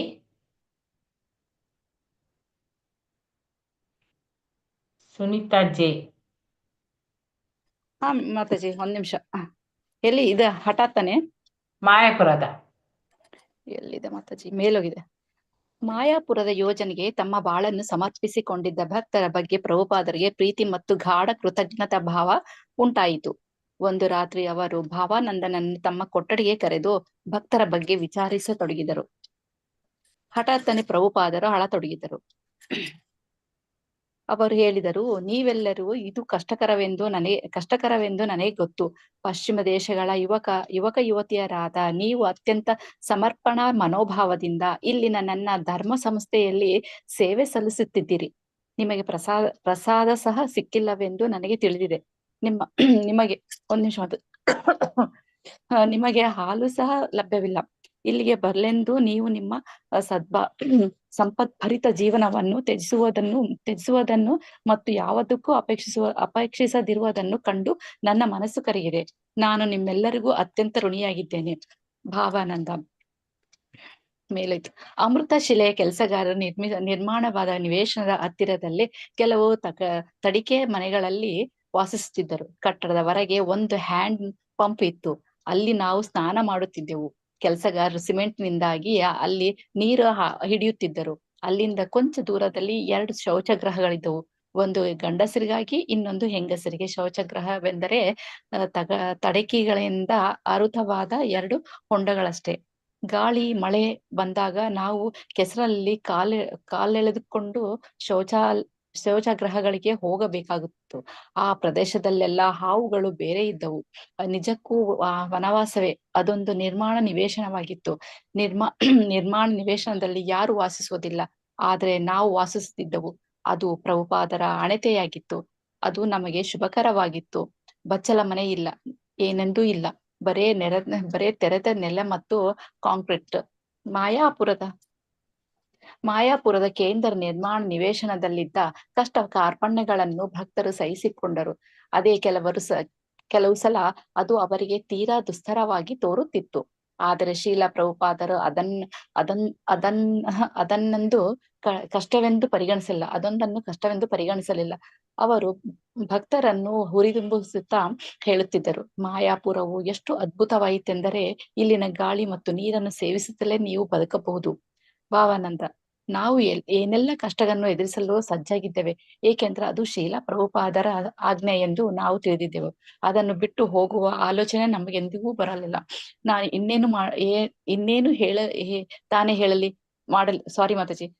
ಇನ್ನೇನು ತಾನೇ ಮಾಡಲಿ, ಇದು ನನ್ನ ಮಾಡಿದ ಆಜ್ಞೆ. ಮಾಯಾಪುರವನ್ನು ಸ್ವೀಕರಿಸು. ನಾನು ನಿನಗೆ ಮಾಯಾಪುರವನ್ನು ನೀಡುತ್ತಿದ್ದೇನೆ. ಇದನ್ನು ತೆಗೆದುಕೋ, ಅಭಿವೃದ್ಧಿಪಡಿಸು ಮತ್ತು ಅನುಭವಿಸು. ಎಲ್ಲಿಗಾದರೂ ಹೋಗುವ ಪ್ರಶ್ನೆಯೇ ನಮ್ಮ ಮನಸ್ಸುಗಳಲ್ಲಿ ಉದ್ಭವಿಸಲಿಲ್ಲ. ಸುತ್ತಮುತ್ತ ಭತ್ತದ ಗದ್ದೆಗಳಿದ್ದವು. ಅಲ್ಲಿಂದ 200 ಗಜ ದೂರದಲ್ಲಿದ್ದ ದೇವಾಲಯದ ಕಟ್ಟಡಗಳೇ ಹೋಗಬೇಕಾದರೆ ಭಕ್ತರು ಗದ್ದೆಗಳ ಬದಿಗಳ ಮೇಲೆ ನಡೆದು ಹೋಗಬೇಕಿತ್ತು. ಟಾರ್ಪಾಲಿನ್ ಮತ್ತು ಬಿದಿರಿನಿಂದ ನಿರ್ಮಿಸಲಾಗಿದ್ದ ಅಡಿಗೆ ಮನೆಯು ನಿವೇಶನದ ಪ್ರವೇಶ ದ್ವಾರದ ಬಳಿ ಇತ್ತು. ಹರೇ ಕೃಷ್ಣ ಮಾತಾಜಿ, ಧನ್ಯವಾದಗಳು. ಧನ್ಯವಾದಗಳು ಮಾತಾಜಿ. ಮಂಜುಳಾದೇವಿ ಮಾತಾಜಿ, ಓದ್ತೀರಾ? ಓದ್ತೀನಿ ಮಾತಾಜಿ. ಓದಿ. ಒಂದ್ ನಿಮಿಷ ದೊಡ್ಡದ್ ಮಾಡ್ಕೋತೀನಿ. ವಿದ್ಯುತ್ ಪೂರೈಕೆ ಅಲ್ಲಿಂದ ಅಲ್ಲ ಮಾತಾಜಿ? ಹೌದೌದು. ವಿದ್ಯುತ್ ಪೂರೈಕೆಯು ಆಗಾಗ್ಗೆ ನಿಲ್ಲುತ್ತಿದ್ದರಿಂದ ಭಕ್ತರು ಬಹುಪಾಲು ಸಮಯ ವಿದ್ಯುತ್ ಇಲ್ಲದೆ ಜೀವಿಸಬೇಕಾಗಿತ್ತು. ರಾತ್ರಿಯ ವೇಳೆ ಅವರು ಸೀಮೆಯ ಎಣ್ಣೆ ದೀಪಗಳನ್ನು ಬಳಸುತ್ತಿದ್ದರು. ಲ್ಯಾಟ್ರಿನುಗಳನ್ನು ಪ್ರತಿದಿನ ಬಿಚ್ಚಿ ಬತ್ತಿಯನ್ನು ಸರಿ ಮಾಡಿ ಗಾಜನ್ನು ಹೊರಸಿ ಇಡಬೇಕೆಂದು ಪ್ರಭುಪಾದರು ತಾಕೀತು ಮಾಡಿದ್ದರು. ಇನ್ನು ಮುಂದೆ ಹರಳು ಗಿಡಗಳನ್ನು ಬೆಳೆಸಿ ಅದರ ಬೀಜಗಳನ್ನು ಹರಿದು ಅದರ ಎಣ್ಣೆಯನ್ನು ದೀಪಗಳಿಗೆ ಬಳಸಬೇಕೆಂದು ಅವರು ಹೇಳಿದ್ದರು. ಸರಳವಾದ ಮನೆಗಳನ್ನು ಕಟ್ಟಿಕೊಳ್ಳುವುದು ಹೇಗೆಂದು ಪ್ರಭುಪಾದರು ಭಕ್ತರಿಗೆ ಹೇಳಿಕೊಟ್ಟರು. ಆಸ್ತಿಯ ಮುಂಭಾಗದಲ್ಲಿ ಬಾಗಿಲುಳ್ಳ ಒಂದು ಗೋಡೆಯನ್ನು ಭಕ್ತರು ಕಟ್ಟಬೇಕೆಂದೂ ಸಹ ಅವರು ಬಯಸಿದರು. ಆ ಗೋಡೆಗೆ ಅನಿಸಿದಂತೆ ಸಣ್ಣ ಕೊಠಡಿಗಳನ್ನು, ಪ್ರಭುಪಾದರ ಮಾತಿನಲ್ಲಿ ಪುಟ್ಟ ಗುಡಿಸಲುಗಳನ್ನು ಭಕ್ತರು ಕಟ್ಟಬೇಕಾಗಿತ್ತು. ಅಲ್ಲಿ ಅವರು ವಾಸಿಸಬೇಕಾಗಿತ್ತು ಮತ್ತು ಆ ಪ್ರದೇಶದಲ್ಲಿ ತೆಂಗು ಮತ್ತು ಬಾಳೆಯ ಗಿಡಗಳನ್ನು ನೆಡಬೇಕಾಗಿತ್ತು. ಧನ ಸಂಗ್ರಹಣೆ, ಭೂಮಿಯ ಖರೀದಿ, ಕೆಲಸಗಾರರು ಮತ್ತು ಸಾಮಗ್ರಿಗಳ ವ್ಯವಸ್ಥೆ ಇವೆಲ್ಲ ಘೋರ ಹೋರಾಟವಾಗಿತ್ತು. ಅಧಿಕಾರಿಗಳು ಮತ್ತು ಕಚೇರಿಗಳಿಂದ ವಿಳಂಬ, ಅರ್ಜಿಗಳು, ಶುಲ್ಕಗಳು, ಸಾಮಗ್ರಿಗಳ ಕೊರತೆ ಇತ್ಯಾದಿಗಳಿಂದ ಹೋರಾಟ ಇನ್ನಷ್ಟು ದುಸ್ತರವಾಗಿತ್ತು. ಯಾವುದೇ ನಿರ್ಲಕ್ಷ್ಯ ಅಥವಾ ಅಪವ್ಯಯವನ್ನು ಪ್ರಭುಪಾದರು ಸಹಿಸುತ್ತಿರಲಿಲ್ಲ. ಕಲಾತ್ಮಕವಾಗಿ, ಸುವಿಶಾಲವಾಗಿ, ಉಪಯುಕ್ತವಾಗಿ ಮೂಡಿ ಬರುತ್ತಿದ್ದ ಆ ಕಟ್ಟಡವು ವಾಸ್ತವದಲ್ಲಿ ಕೃಷ್ಣನ ಉಡುಗೊರೆಯಾಗಿತ್ತು. ಆದ್ದರಿಂದ ಇಲ್ಲಿ ಈ ಕೃಷ್ಣನ ಕಟ್ಟಡದಲ್ಲಿ ವಾಸಿಸುವುದೆಂದರೆ ಕೃಷ್ಣನೊಂದಿಗೆ ಪ್ರೀತಿಯಿಂದ ಪ್ರತಿಸ್ಪಂದಿಸುವುದೇ ಆಗಿತ್ತು. ಭಕ್ತರು ಕೃಷ್ಣನಿಗೆ ಸೇವೆ ಸಲ್ಲಿಸುವುದರ ಬಗೆಗೆ ಯೋಚಿಸಬೇಕಾಗಿತ್ತು.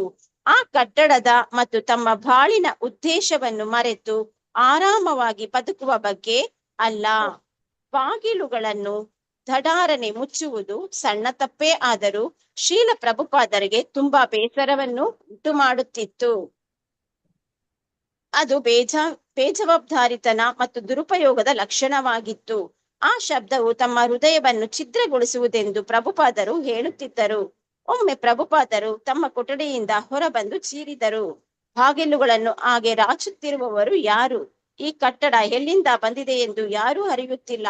ಇದು ತಾನಾಗಿ ಒದಗಿ ಬಂದಿದೆ ಎಂದು ನೀವು ತಿಳಿಯುತ್ತಿದ್ದೀರಿ. ಯಾರಿಗೂ ಜವಾಬ್ದಾರಿ ಇಲ್ಲ. ಆದರೆ ಬಹುಪಾಲು ಸಮಯ ಶೀಲ ಪ್ರಭುಪಾದರು ಗುಲಾಬಿಯ ಮೃದುತ್ವದ, ಆತ್ಮೀಯವಾದ, ಅನೌಪಚಾರಿಕವಾದ, ಪ್ರೀತಿ ತುಂಬಿದ ಸ್ವಭಾವವನ್ನು ವ್ಯಕ್ತಪಡಿಸುತ್ತಿದ್ದರು. ಮಾಯಾಪುರದ ಪವಿತ್ರ ಧಾಮವು ದಿವ್ಯ ಲೋಕದ ಗೋಲೋಕ ವೃಂದಾವನವಾಗಿತ್ತು. ಆದ್ದರಿಂದ ಅಲ್ಲಿದ್ದ ಭಕ್ತರು ಪ್ರಭುಪಾದರೊಂದಿಗೆ ದಿವ್ಯ ಲೋಕದಲ್ಲಿ ನೆಲೆಸಿದ್ದರು.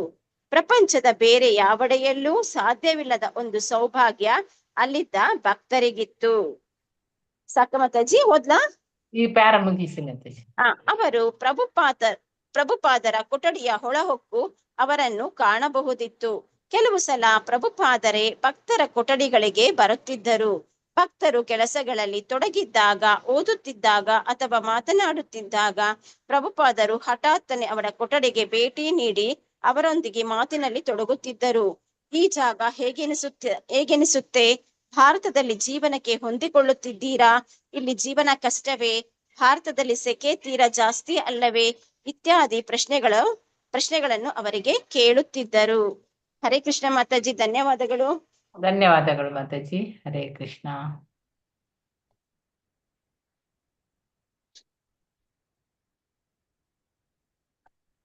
ಮಾತಾಜಿ. ಹರೇ ಕೃಷ್ಣ. ಸೊ ಈ 6ನೇ ಅಧ್ಯಾಯ ಇದು. ಮಾಯಾಪುರದ ದಿವ್ಯ ವಾತಾವರಣದಲ್ಲಿ. ಮಾಯಾಪುರ, ಜೂನ್ 1, 1973. ಮಾಯಾಪುರದ ಕಟ್ಟಡವು ಪೂರ್ಣಗೊಂಡಿರಲಿಲ್ಲ. ಆದರೂ ಪ್ರಭುಪಾದರು ಅಲ್ಲಿ ನೆಲೆಸಲು ಬಂದರು. ಅವರು 2ನೆಯ ಮಹಡಿಯಲ್ಲಿ ಅಕ್ಕಪಕ್ಕದ 2 ಕೊಠಡಿಗಳನ್ನು ತೆಗೆದುಕೊಂಡರು. ಒಂದು ಅಧ್ಯಯನಕ್ಕಾಗಿ ಮತ್ತು ಇನ್ನೊಂದು ಮಲಗುವುದಕ್ಕೆ. ಇನ್ನು ಮಾಯಾಪುರದ ಕಟ್ಟಡನೇ ಪೂರ್ಣಗೊಂಡಿಲ್ಲ. ಆದ್ರೂ ಪ್ರಭುಪಾದರು ಏನ್ ಮಾಡ್ತಾರೆ, ಅಲ್ಲಿ ನೆಲೆಸಲಿಕ್ಕೆ ಬಂದ್ಬಿಡ್ತಾರೆ. ಅವರು 2ನೇ ಮಹಡಿನಲ್ಲಿ ಅಕ್ಕಪಕ್ಕದ 2 ಕೊಠಡಿಗಳು ಇರುತ್ತೆ. ಅದೆರಡು ತಗೋತಾರೆ. ಒಂದು ಅವರು ಅಧ್ಯಯನ ಮಾಡೋದಕ್ಕೆ ಅಂತ ಒಂದು ತಗೋತಾರೆ, ಇನ್ನೊಂದು ಮಲಗುವುದಕ್ಕೆ ಅಂತ ಇನ್ನೊಂದು ತಗೋತಾರೆ. ಈ ನಡುವೆ ದೇವಾಲಯದ ಕೊಠಡಿ ಮತ್ತು ಕಟ್ಟಡದ ಉಳಿದ ಭಾಗಗಳ ನಿರ್ಮಾಣ ಕಾರ್ಯ ಮುಂದುವರಿಯುತ್ತೆ. ಪ್ರಭುಪಾದರು ಬಂದ ಮೊದಲ ದಿನ ಕಾರ್ಮೋಡಗಳೊಂದಿಗೆ ಒಂದು ಬಿರುಗಾಳಿ ಬಡಿಯಿತು. ಆದರೆ ಬಿರುಗಾಳಿ ಕೊಂಚ ಹೊತ್ತು ಮಾತ್ರ ಬೀಸಿದ್ದರಿಂದ ಅಂತಹ ಹಾನಿಯೇನೂ ಆಗ್ಲಿಲ್ಲ. ಸೊ ಪ್ರಭುಪಾದರು ಅಲ್ಲಿಗೆ ಬಂದ ಮೊದಲನೇ ದಿನಾನೇ ಏನಾಗುತ್ತೆ, ಕಾರ್ಮೋಡಗಳು, ಅಲ್ಲಿಂದ ಒಂದು ಬಿರುಗಾಳಿ ಜೋರಾಗಿ ಬಡಿಯುತ್ತೆ. ಆದರೆ ಆ ಬಿರುಗಾಳಿ ಕೊಂಚ ಹೊತ್ತು ಮಾತ್ರ ಬೀಸಿದ್ರಿಂದ ಅಂತ ಹಾನಿ ಏನು ಅಲ್ಲಿ ಆಗ್ಲಿಲ್ಲ. ನಾನು ಇದೀಗ ಮಾಯಾಪುರಕ್ಕೆ ಬಂದಿದ್ದೇನೆ. ಇಲ್ಲಿನ ದಿವ್ಯ ವಾತಾವರಣದಲ್ಲಿ ನನ್ನ ಶಕ್ತಿ ಮತ್ತು ಆರೋಗ್ಯವನ್ನು ಮತ್ತೆ ಗಳಿಸುವ ಭರವಸೆ ನನಗಿದೆ. ಪ್ರತಿ ಕ್ಷಣವನ್ನು ನಾವು ಅತ್ಯಂತ ಆನಂದದಿಂದ ಕಳೆಯುತ್ತಿದ್ದೇವೆ ಅಂತ ಹೇಳ್ತಾ ಇದ್ದಾರೆ ಪ್ರಭುಪಾದರು. ನಾವಿಲ್ಲಿ ಮಾಯಾಪುರಕ್ಕೆ ಬಂದಿದ್ದೀವಿ. ಇಲ್ಲಿ ಇರ್ತಕ್ಕಂಥದ್ದು ದಿವ್ಯ ವಾತಾವರಣ ಇದೆ. ಆಮೇಲೆ ನಮ್ಮ ಶಕ್ತಿ ಮತ್ತು ಆರೋಗ್ಯವನ್ನು ನಾವು ಮತ್ತೆ ಗಳಿಸ್ಕೋಬೇಕು ಅನ್ನೋ ಒಂದು ಭರವಸೆ ನಮ್ಗಿರ್ಬೇಕು. ಪ್ರತಿ ಕ್ಷಣನೂ ನಾವು ಅತ್ಯಂತ ಆನಂದದಿಂದ ಕಳೆಯುತ್ತಿದ್ದೇವೆ ಅಂತ ಅನ್ಕೋಬೇಕು ಅಂತ ಹೇಳ್ತಾರೆ. ಸಂಜೆಯ ವೇಳೆ ದೇವಾಲಯದ ಪೂಜಾರಿಯಾದ ಜನನಿವಾಸನು ಪ್ರಭುಪಾದರ ಕೊಠಡಿಗೆ ಬರುತ್ತಾ ಇದ್ದನು. ಮಣ್ಣಿನ ಮಡಿಕೆಯೊಂದರಲ್ಲಿ ಕೆಂಡ ಮತ್ತು ಸಾಂಬ್ರಾಣಿಯನ್ನು ಹಾಕಿಕೊಂಡು ಅವನು ತರುತ್ತಿದ್ದನು. ಕೊಠಡಿಯ ತುಂಬಾ ಸಾಂಬ್ರಾಣಿಯ ಹೊಗೆಯನ್ನು ತುಂಬಿಸುತ್ತಿದ್ದನು. ಇದರಿಂದ ಕೊಠಡಿಯಲ್ಲಿದ್ದ ಕ್ರಿಮಿಕೀಟಗಳು ನಿವಾರಣೆಗೊಳ್ಳುತ್ತಿದ್ದವು. ಆದರೆ ಪ್ರಭುಪಾದರು ಇದನ್ನು ಶುದ್ಧೀಕರಣವೆಂದು ಹೇಳ್ತಾ ಇದ್ದರು. ಸೊ ಸಂಜೆ ವೇಳೆ ಏನ್ ಮಾಡ್ತಾ ಇದ್ದ, ಜನನಿವಾಸ ದೇವಾಲಯದ ಪೂಜಾರಿ ಆತ, ಅವರು ಪ್ರಭುಪಾದರ ಕೊಠಡಿಗೆ ಬರ್ತಾರೆ. ಮಣ್ಣಿನ ಮಡಕೆಯೊಂದರಲ್ಲಿ ಕೆಂಡ ಹಾಕೊಂಡು ಬರ್ತಾರೆ ಮತ್ತು ಸಾಂಬ್ರಾಣಿಯನ್ನು ಹಾಕೊಂಡು ಬರ್ತಾರೆ. ಅದೆಲ್ಲ ನಿಮಗೆ ಗೊತ್ತೇ ಇರುತ್ತೆ. ಸೊ ಅದು ಸಂಜೆ ಹೊತ್ತು ಹಂಗ ಹಾಕ್ದಾಗ ಏನಾಗುತ್ತೆ ಅಂತಂದ್ರೆ, ಅಲ್ಲಿರ್ತಕ್ಕಂಥ ಯಾವ್ದು ಕ್ರಿಮಿಕೀಟಗಳು, ಸೊಳ್ಳೆಗಳು ಇಂಥವೆಲ್ಲ ಹೋಗ್ತವೆ, ನಿವಾರಣೆಗೊಳ್ತವೆ. ಅದು ಇದನ್ನ ಪ್ರಭುಪಾದರು ಏನ್ ಹೇಳ್ತಾ ಇದ್ರು ಅಂದ್ರೆ, ಇದಕ್ಕೆ ಶುದ್ಧೀಕರಣ ಅಂತ ಹೇಳ್ತಾ ಇದ್ರಂತೆ. ಕೆಲವೊಮ್ಮೆ ಕೆಲಸಗಾರರ ಸುತ್ತಿಗೆ ಏಟುಗಳ ಶಬ್ದದಿಂದ ಪ್ರಭುಪಾದರಿಗೆ ತೊಂದರೆಯಾಗುತ್ತಿದ್ದರೂ ಕೂಡ ವಾತಾವರಣ ಪ್ರಶಾಂತವಾಗಿರುವಂತೆ ಅವರಿಗೆ ತೋರಿತು. ಕೇವಲ ಕೆಲವು ಭಕ್ತರು ಮಾತ್ರ ಅಲ್ಲಿ ನೆಲೆಸಿದ್ದರು. ಸೊ ಕೆಲವೊಮ್ಮೆ ಏನಾಗ್ತಿತ್ತು, ಕೆಲಸಗಾರೆಲ್ಲ ಅಲ್ಲಿ ಸುತ್ತಿಗಳ ಒಂದು ಏಟುಗಳ ಶಬ್ದ, ಕಟ್ಟಡ ಕಟ್ತಾ ಇದಾರಲ್ಲ, ಸಿಕ್ಕಾಪಟ್ಟೆ ಶಬ್ದಗಳು ಬರ್ತಾ ಇರುತ್ತೆ. ಆದ್ರೂ ಪ್ರಭುಪಾದರಿಗೆ ಅದು ಏನು ತೊಂದರೆ ಆಗ್ತಾ ಇದೆ ಅಂತ ಅನಿಸ್ತಾ ಇರ್ಲಿಲ್ಲ. ಅವರು ಆ ವಾತಾವರಣ ಪ್ರಶಾಂತವಾಗಿರುವಂತೆ ಅವ್ರಿಗೆ ತೋರ್ತಾ ಇತ್ತು. ಕೇವಲ ಕೆಲವು ಭಕ್ತರು ಮಾತ್ರ ಅಲ್ಲಿ ನೆಲೆಸಿದ್ರಂತೆ. ಪ್ರಭುಪಾದರು ತಮ್ಮ ಗಮನವನ್ನು ಅನುವಾದದ ಕೆಲಸಕ್ಕೆ ಅಥವಾ ಅತಿಥಿಗಳು ಹಾಗೂ ಮಾಯಾಪುರ ಕೇಂದ್ರದ ಅಭಿವೃದ್ಧಿಯ ಹೊಣೆ ಹೊತ್ತಿದ್ದ ಭಕ್ತರೊಂದಿಗೆ ಮಾತಾಡೋದಕ್ಕೆ ನೀಡಿದರು. ಸೊ ಅಲ್ಲಿರ್ತಕ್ಕಂಥ ಕೊಠಡಿ ಅದೇನಾಗಿತ್ತು ಅಂತಂದ್ರೆ ಕೆಲವು ಭಕ್ತರು ಅಲ್ಲಿ ನೆಲೆಸಿದ್ರು. ಆದ್ರೆ ಆ ಕೊಠಡಿ ಪ್ರಭುಪಾದರು ತಮ್ಮ ಗಮನವನ್ನು ಅನುವಾದದ ಕೆಲಸಕ್ಕೆ ಮತ್ತು ಅತಿಥಿಗಳು ಬಂದ್ರೆ ಮಾಯಾಪುರದ ಕೇಂದ್ರದ ಅಭಿವೃದ್ಧಿಗೋಸ್ಕರ ಎಲ್ಲ ಅತಿಥಿಗಳು ಬರ್ತಾರಲ್ಲ, ಅವರು ಹೊಣೆ ಹೊತ್ತಿದ್ದ ಭಕ್ತರೊಂದಿಗೆ ಅವರು ಮಾತಾಡೋದಕ್ಕೆ ಮಾತ್ರ ಆ ಕೊಠಡಿಗಳನ್ನ ನೀಡಿದ್ರು.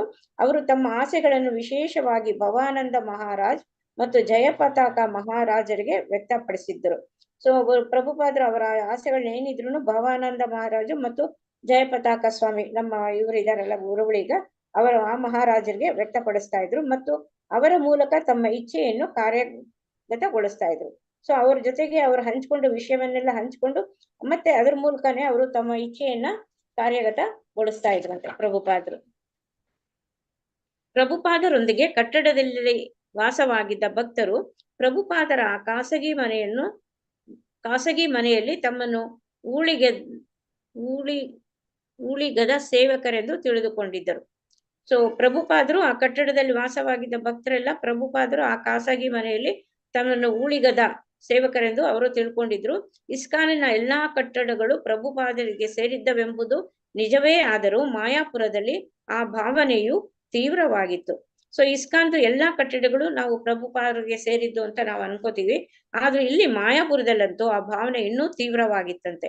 ಸಾಮಾನ್ಯವಾಗಿ ಪ್ರತಿ ಕೇಂದ್ರದ ಭಕ್ತರು ತಮ್ಮ ಕೇಂದ್ರದ ನಿರ್ವಹಣೆಗಾಗಿ ಹಣವನ್ನು ತಾವೇ ಸಂಗ್ರಹಿಸುತ್ತಿದ್ದರು. ಸಾಮಾನ್ಯವಾಗಿ ಪ್ರತಿ ಕೇಂದ್ರನು ಅವರು ಮಾಡಿದಾಗ ಭಕ್ತರು ತಮ್ಮ ಕೇಂದ್ರದ ನಿರ್ವಹಣೆಗೆ ಹಣವನ್ನು ತಾವೇ ಸಂಗ್ರಹಿಸಿ ಅದನ್ನ ಮುಂದುವರಿಸ್ತಾ ಇದ್ರು. ಇಲ್ಲಿ ಆದರೆ ಮಾಯಾಪುರಕ್ಕೆ ಹಣದ ಸಂಗ್ರಹಣೆಯ ಜವಾಬ್ದಾರಿಯನ್ನ ಇವರು ಪ್ರಭುಪಾದ್ರೆ ಅವರೇ ಹೊತ್ಕೊಂಡಿದ್ರು. ಅದನ್ನ ಜವಾಬ್ದಾರಿ ತಾವೇ ಸ್ವತಃ ಹೊತ್ತಿದ್ದರು. ತಮ್ಮ ಶಿಷ್ಯರಿಂದ ದಾನ ವಂತಿಕೆಗಳನ್ನು ಪಡೆದು ಅವರು ಮಾಯಾಪುರ ವೃಂದಾವನದ ಸ್ಥಾಯಿ ನಿಧಿಯನ್ನು ಪ್ರಾರಂಭಿಸಿದರು. ಸೊ ಪ್ರಭುಪಾದರು ಅವರು ಶಿಷ್ಯರಿಂದ ದಾನ ವಂತಿಗೆ ಇದನ್ನೆಲ್ಲ ತಗೊಂಡು ಮಾಯಾಪುರದಲ್ಲಿ ವೃಂದಾವನ ಸ್ಥಾಯಿ ನಿಧಿಯನ್ನ ಅವರು ಶುರು ಮಾಡ್ತಾರೆ. ಠೇವಣಿಗಳಿಂದ ಬರುವ ಬಡ್ಡಿಯೂ ಅದಕ್ಕೆ ಸೇರ್ತಿತ್ತು. ಠೇವಣಿ ಇಟ್ಟಿದ್ರಲ್ಲ ಅದನ್ನ ಫಿಕ್ಸೆಡ್ ಅಂತ ಬರುವ ಬಡ್ಡಿನೂ ಅದಕ್ಕೆ ಸೇರಿಸ್ತಾ ಇದ್ರಂತೆ. ಹಣವು ಅಪವ್ಯಯಗೊಂಡರೆ, ದುಡಿಮೆಯು ದುರುಪಯೋಗಗೊಂಡರೆ ಅಥವಾ ಕಟ್ಟಡಕ್ಕೆ ಯಾವುದಾದರೂ ರೀತಿಯಲ್ಲಿ ಹಾನಿಯಾದರೆ ಪ್ರಭುಪಾದರು ಚಿಂತಾಕುಲರಾಗುತ್ತಿದ್ದರು. ಸೊ ಅಲ್ಲೇನಾದ್ರೂ ವೇಸ್ಟೇಜ್ ಆದ್ರೆ, ಹಣ ಎಲ್ಲ ಪೋಲಾದ್ರೆ, ಆಮೇಲೆ ಅವರ ದುಡಿಮೆ ಏನಾದ್ರೂ ದುರುಪಯೋಗ ಆಗ್ಬಿಟ್ರೆ ಅಥವಾ ಕಟ್ಟಡಕ್ಕೆ ಯಾವುದಾದ್ರೂ ರೀತಿಯಲ್ಲಿ ಹಾನಿಯಾದ್ರೆ ಪ್ರಭುಪಾದರು ತುಂಬಾನೇ ಚಿಂತೆಗೆ ಒಳಗಾಗ್ತಾ ಇದ್ರು. ಈಗ ಅವರು ಖುದ್ದಾಗಿ ಅಲ್ಲಿದ್ದುದರಿಂದ ಆಗಾಗ ಅಲ್ಲಿ ನಡೆದಾಡುತ್ತಾ ವಿವರವಾದ ನಿರ್ದೇಶನಗಳನ್ನು ನೀಡುತ್ತಿದ್ದರು ಮತ್ತು ದೋಷಗಳನ್ನು ಸರಿಪಡಿಸಲು ಒತ್ತಾಯಿಸ್ತಿದ್ರು. ಸೊ ಇವಾಗ ಅವರಲ್ಲೇ ಇದ್ರಲ್ಲ ಪ್ರಭುಪಾದರು, ಹಾಗಾಗಿ ಎಲ್ಲಾ ಕಡೆನೂ ಅವರೇ ಓಡಾಡ್ತಾ ಇರ್ತಾರೆ, ಎಲ್ಲವನ್ನು ಅಬ್ಸರ್ವ್ ಮಾಡ್ತಾ ಇರ್ತಾರೆ. ಅಲ್ಲಿ ಏನೇ ಒಂದು ದೋಷ ಕಂಡ್ರು ಅವರು ಇಮಿಡಿಯೇಟ್ ಆಗಿ ಅದು ಸರಿಪಡಿಸ್ಲಿಕ್ಕೆ ಅವರು ಒತ್ತಾಯಿಸ್ತಾ ಇದ್ರಂತೆ. ಕೆಂಪು ನೇರಳೆ ಬಣ್ಣದ ಆ ಕಟ್ಟಡವು ಒಂದು ದಿವ್ಯ ಬೃಹನ್ ನೌಕೆಯಂತಿತ್ತು. ಅಲ್ಲಿ ಕೆಂಪು ನೇರಳೆ ಬಣ್ಣದ ಕಟ್ಟಡ ಇತ್ತಂತೆ, ಅದು ದಿವ್ಯವಾಗಿ ಬೃಹನ್ ನೌಕೆಯಂತಿತ್ತಂತೆ. ಶ್ರೀಲಾ ಪ್ರಭುಪಾದರು ಅದರ ಕಪ್ತಾನನಂತೆ ವಿಶಾಲವಾದ ಮೊಗಸಾಲೆಗಳಲ್ಲಿ ನಡೆದಾಡುತ್ತಾ ಸಿಬ್ಬಂದಿಗೆ ಪ್ರತಿಯೊಂದನ್ನು ಅಚ್ಚುಕಟ್ಟುವಾಗಿ ಇಡುವಂತೆ ಕಟ್ಟಾಜ್ಞೆಗಳನ್ನು ನೀಡುತ್ತಿದ್ರು. ಸೊ ಆ ದಿವ್ಯ ಒಂದು ಬೃಹನ್ ನೌಕೆ ಅಂತಿತ್ತು, ಅಲ್ಲಿ ಪ್ರಭುಪಾದರು ಅದನ್ನ ಕಪ್ತಾನನಂತೆ ಇದ್ರಂತೆ. ಆ ವಿಶಾಲವಾಗಿತ್ತಂತೆ ಮೊಗಸಾಲೆಗಳೆಲ್ಲ, ಅಲ್ಲೆಲ್ಲ ಓಡಾಡ್ತಾ ಆ ಸಿಬ್ಬಂದಿಗಳಿಗೆ ಪ್ರತಿಯೊಂದನ್ನು ಹೇಗೆ ಅಚ್ಚುಕಟ್ಟಾಗಿ ಇಡಬೇಕು ಅಂತ ಅವರು ಹೇಳ್ಕೊಡ್ತಾ ಇದ್ರು, ಕಟ್ಟಾಜ್ಞೆಗಳನ್ನು ನೀಡ್ತಾ ಇದ್ರು ಅವರು. ಒಂದು ದಿನ ಪ್ರಭುಪಾದರು ತಮ್ಮ ಕೊಠಡಿಯ ಬಳಿ ಮೊಗಸಾಲೆಯಲ್ಲಿ ನಡೆದಾಡುತ್ತಿದ್ದರು. ಇತರ ಕೊಠಡಿಗಳಿಗೆ ಬೀಗ ಹಾಕಲಾಗಿತ್ತು. ಪ್ರಭುಪಾದರು ಒಬ್ಬಂಟಿಯಾಗಿ ನಡೆದಾಡುತ್ತಾ ಕಿಟಕಿಗಳನ್ನು ತೆರೆದು ಒಳಗೆ ಇಣುಕುತ್ತಿದ್ದರು. ಹಠಾತ್ತನೆ ಅವರು ತಮ್ಮ ಬಳಿ ನಿಂತಿದ್ದ ಶತಧನ್ಯನ ಕಡೆಗೆ ತಿರುಗಿ ಹೇಳಿದರು, ಈ ಕೊಠಡಿ ಖಾಲಿಯಾಗಿದೆ, ಇದಕ್ಕೆ ಬೀಗ ಹಾಕಿದೆ, ಅದರ ಒಳಗೆ ಫ್ಯಾನ್ ತಿರುಗುತ್ತಿದ್ದೆ, ಹೀಗೆ ಮಾಡಿದವರ್ಯಾರು? ಶತಧನ್ಯನಿಗೆ ಗೊತ್ತಿರಲಿಲ್ಲ. ಪ್ರಭುಪಾದರು ಹೇಳಿದರು, ಯಾರೇ ಹೀಗೆ ಮಾಡಿರಲಿ ಅವನೊಬ್ಬ ನೀಚ, ತಾನೊಬ್ಬ ನೀಚನೆಂದು ಅವನು ತಿಳಿಯಬೇಕು. ಸೊ ಹಿಂಗೆ ಓಡಾಡ್ತಾ ಎಲ್ಲನೂ ಅವರು ಏನ್ ಮಾಡ್ತಾ ಇದ್ರು, ಎಲ್ಲನೂ ವಿವರವಾಗಿ ಎಲ್ಲವನ್ನು ಅವರು ಅಬ್ಸರ್ವ್ ಮಾಡ್ತಾ ಇದ್ರು. ಆ ಮೊಗಸಾಲೆಗಳಲ್ಲಿ ಓಡಾಡ್ಕೊಂಡೇ ಇರ್ತಾ ಇದ್ರು, ಎಲ್ಲ ಕಡೆನೂ ಅಬ್ಸರ್ವ್ ಮಾಡ್ತಾ ಇದ್ರು. ಅದು ಕೆಲವು ಕೊಠಡಿಗಳಿಗೆ ಬೀಗ ಹಾಕಿತ್ತು, ಇದನ್ನು ಅವರು ಒಬ್ಬಂಟಿಯಾಗಿ ಓಡಾಡ್ಕೊಂಡು ಎಲ್ಲ ಆ ಬೀಗ ಹಾಕಿದ್ರು ಕಿಟಕಿಗಳನ್ನ ತೆರೆದು ಎಲ್ಲ ಒಳಗಡೆ ಇಣುಕಿ ನೋಡ್ತಿದ್ರು, ಹೇಗೆ ಇಟ್ಟಿದ್ದಾರೆ, ಹೇಗ್ ಮಾಡಿದ್ದಾರೆ ಅಂತ. ಆಗ ಒಂದು ಕೊಠಡಿಯನ್ನ ತೆಗಿತಾರೆ, ಅದು ಖಾಲಿಯಾಗಿದೆ, ಅದ್ರಲ್ಲಿ ಫ್ಯಾನ್ ಮಾತ್ರ ಓಡಾಡ್ತಾ ಇತ್ತು. ಅವಾಗ ಪಕ್ಕದಲ್ಲೇ ಇವನು ಇರ್ತಾನೆ ಶತಧನ್ಯ ಅಂತ, ಅವನ ಕಡೆ ತಿರುಗಿ ಕೇಳ್ತಾರೆ, ಇದು ಯಾರು ಇದು ಹಿಂಗೆ ಹಾಕಿರೋದು ಫ್ಯಾನು ಅಂತ ಕೇಳ್ತಾರೆ. ಅವರು ಅವನು ನನಗೆ ಗೊತ್ತಿಲ್ಲ, ಅವನು ಗೊತ್ತಿರಲ್ಲ ಪಾಪ, ಗೊತ್ತಿಲ್ಲ ಅಂತ ಹೇಳ್ತಾನೆ. ಅವಾಗ ಪ್ರಭುಪಾದರು ಹೇಳ್ತಾರೆ, ಇದು ಯಾರೇ ಮಾಡಿರ್ಲಿ ಅವನೊಬ್ಬ ತಾನೊಬ್ಬ ನೀಚನೆಂದು ಅವನು ತಿಳಿಬೇಕು. ಸೊ ಇದಾದ 2 ದಿನಗಳವರೆಗೆ ಪ್ರಭುಪಾದರು ಜುಗುಪ್ಸೆಯೊಂದಿಗೆ ಈ ಘಟನೆಯ ಪ್ರಸ್ತಾಪವನ್ನು ಮಾಡುತ್ತಲೇ ಇದ್ದರು. ಅವ್ರಿಗೆ ತುಂಬಾನೇ ಬೇಜಾರಾಯ್ತು, ಯಾಕೆಂದ್ರೆ ಅದು ಉಪಯೋಗ ಆಗ್ತಾ ಇಲ್ಲ. ಫ್ಯಾನ್ ಮಾತ್ರ ಹಾಕ್ಬಿಟ್ಟು ಬೀಗ ಹಾಕೊಂಡ್ಬಿಟ್ಟೋದ್ರೆ ಎಷ್ಟೊಂದು ಕರೆಂಟ್ ಎಲ್ಲ ವೇಸ್ಟ್ ಆಗುತ್ತೆ. ಅದು ಅವ್ರ ಗಮನಕ್ಕೆ ಬಂತು. ಹಾಗೆಲ್ಲ ವೇಸ್ಟ್ ಆಗೋದು, ಅವ್ರಿಗೆ ನೀರು ಕೊಳಾಯಿ ಬಿಟ್ಬಿಡೋದು, ಇದೆಲ್ಲ ಮಾಡೋದು ಅಂತಂದ್ರೆ ಇಟ್ಸ್ ಎ ವೇಸ್ಟ್. ನಾವು ಮನೆಗಳಲ್ಲಿ ಇದನ್ನ ಹೇಳ್ತಾ ಇರ್ತೀವಿ ಎಲ್ಲರಿಗೂ, ಅದು ತುಂಬಾನೇ ವೇಸ್ಟ್. ಅವ್ರಿಗೆ ತುಂಬಾನೇ, ಪ್ರಭುಪಾದರಿಗಂತೂ ಇದ್ರ ಬಗ್ಗೆ ತುಂಬಾನೇ ಅವರು ಸೀರಿಯಸ್ ಆಗಿದ್ರು ಇಂಥ ವೇಸ್ಟೇಜ್ ಅನ್ನೆಲ್ಲ ಕಂಡಾಗ. ಸೊ ಅವರು ತುಂಬಾನೇ ಜಿಗುಪ್ಸೆಗೊಂಡು ಈ ಪ್ರಸ್ತಾಪವನ್ನ 2 ದಿನಗಳು ಮಾಡ್ತಾನೆ ಇದ್ರಂತೆ, ಇದ್ಯಾರು ಹಿಂಗ್ ಮಾಡಿರೋದು ಅಂತ ಕೇಳ್ತಾನೆ ಇದ್ರಂತೆ. ಒಂದು ದಿನ ಭಾರಿ ಬಿರುಗಾಳಿ ಮತ್ತು ಮಳೆಯ ಬಳಿಕ ಪ್ರಭುಪಾದರ ಕೊಠಡಿಯ ಹೊರಗೆ 12 ಅಡಿ ಅಗಲದ ಮೊಗಸಾಲೆಯ ಅಮೃತ ಶಿಲೆಯ ನೆಲದ ಮೇಲೆ ನೀರು ಹರಡಿ ನಿಂತಿತ್ತು. ಒಂದಿನ ಭಾರಿ ಬಿರುಗಾಳಿ ಮತ್ತು ಮಳೆ ಆದ್ಮೇಲೆ ಪ್ರಭುಪಾದರು ಕೊಠಡಿಯ ಹೊರಗೆ 12 ಅಡಿ ಅಗಲದ ಮೊಗಸಾಲೆ ಅಂತೆ ಅದು, ಅಮೃತ ಶಿಲೆ ನೆಲದ ಮೇಲೆ ನೀರು ಹರಡಿ ನಿಂತಿತ್ತಂತೆ. ಭವಾನಂದ ಗೋಸ್ವಾಮಿಯು ಒಂದು ಸ್ಪಂಜಿನ ಈಡುಕೆದೊಂದಿಗೆ ನೆಲವನ್ನು ತೊಳೆಯುತ್ತಿದ್ದನು. ಭವಾನಂದ ಒಂದು ಇದಿರುತ್ತಲ್ಲ, ಸ್ಪಂಜ್ ಅಂತ ಹೇಳ್ತೀವಿ ನಾವು, ಅದರ ಇಟ್ಕೊಂಡು ಆ ನೆಲದಲ್ಲಿ ಇರ್ತಕ್ಕಂಥ ನೀರೆಲ್ಲ ಕಲೆಕ್ಟ್ ಮಾಡಿ ಒಂದು ಇದಕ್ಕೆ ಹಾಕ್ಕೋತಾ ಇದ್ದ, ಒಂದು ಪಾತ್ರೆಗೆ ಅನ್ಸುತ್ತೆ. ಶ್ರೀಲಾ ಪ್ರಭುಪಾದರು ತಮ್ಮ ಕೊಠಡಿಯ ಬಾಗಿಲಿಗೆ ಬಂದು ನೋಡುತ್ತಾ ನಿಂತರು. ಅವರೆಂದರು, ಇದು ಅಮೃತ ಶಿಲೆಯ ನೆಲವನ್ನು ತೊಳೆಯುವ ಸರಿಯಾದ ರೀತಿ. ಸೊ ಅವ್ರೇನ್ ಹೇಳ್ತಾರೆ, ಇದು ತೊಳೆಯೋ ರೀತಿ ಸರಿಯಾಗಿದೆ, ನೀನು ಆ ಸ್ಪಾಂಜಿನಿಂದ ನೀರನ್ನ ತೆಗೆದು ಹಾಕ್ತಾ ಇದೀಯಾ, ಅದು ಸರಿಯಾದ ಮೆಥಡು ಅಂತ ಹೇಳ್ತಾ ಇದ್ದಾರೆ. ಮೇಣ ಬಳಸಿ ಇದಕ್ಕೆ ಮೆರುಗು ಕೊಡಬೇಡಿ. ಮೇಣವನ್ನು ಬಳಸಿ ಇದಕ್ಕೆ ಮೆರುಗು ಪಾಲಿಶ್ ಕೊಡೋದಕ್ಕೆ ಬಳಸ್ತಾರೆ. ಸೊ ಅದೆಲ್ಲ ನೀವು ಮಾಡಬೇಡಿ. ಧಾರಾಳವಾಗಿ ನೆಲದ ಮೇಲೆ ತಾಜಾ ನೀರು ಬಿಡಿ ಮತ್ತು ಪ್ರತಿ ಬೆಳಗ್ಗೆ ಅದನ್ನು ಒರೆಸಿ ತೆಗೆಯಿರಿ. ಸೊ ಧಾರಾಳವಾಗಿ ನೆಲದ ಮೇಲೆ ನೀರನ್ನ ಬಿಟ್ಟು ಬಿಡಿ ಮತ್ತು ಪ್ರತಿದಿನ ಬೆಳಗ್ಗೆ ಏನ್ ಮಾಡಿ ಆ ನೀರನ್ನ ಒರೆಸಿ ತೆಗೆಯಿರಿ. ಹೀಗೆ ಮಾಡೋದ್ರಿಂದ ಅಮೃತ ಶಿಲೆ ಏನಾಗುತ್ತೆ, ಸಹಜವಾಗಿ ತನ್ನ ಮೆರುಗು ನೀಡುತ್ತೆ, ಗಾಜಿನಂತೆ ಅದು ಹೊಳೆಯುತ್ತೆ ಅಂತ ಇದೊಂದು ಅವ್ರು ಹೇಳ್ತಾರೆ. ಎಲ್ಲವೂ ಗೊತ್ತಿತ್ತು ಪ್ರಭುಪಾದರಿಗೆ, ಪ್ರತಿಯೊಂದು ಕಟ್ಟಡದ್ದು ಒಂದೊಂದು ಇಂಚು, ಒಂದೊಂದು ಕೆಲಸದ ಒಂದು ಇದೆಲ್ಲ ಗೊತ್ತಿತ್ತು. ನೋಡಿ ಅವರು ಎಷ್ಟು ಇದಾಗಿ ಅವರು ಇದನ್ನ ಸಾಮಾನ್ಯವಾಗಿ ಅಮೃತ ಶಿಲೆಯನ್ನ ಪಾಲಿಶ್ ಮಾಡ್ತಾರೆ, ಅದು ಶೈನಿಂಗ್ ಬರ್ಲಿ ಅಂತ.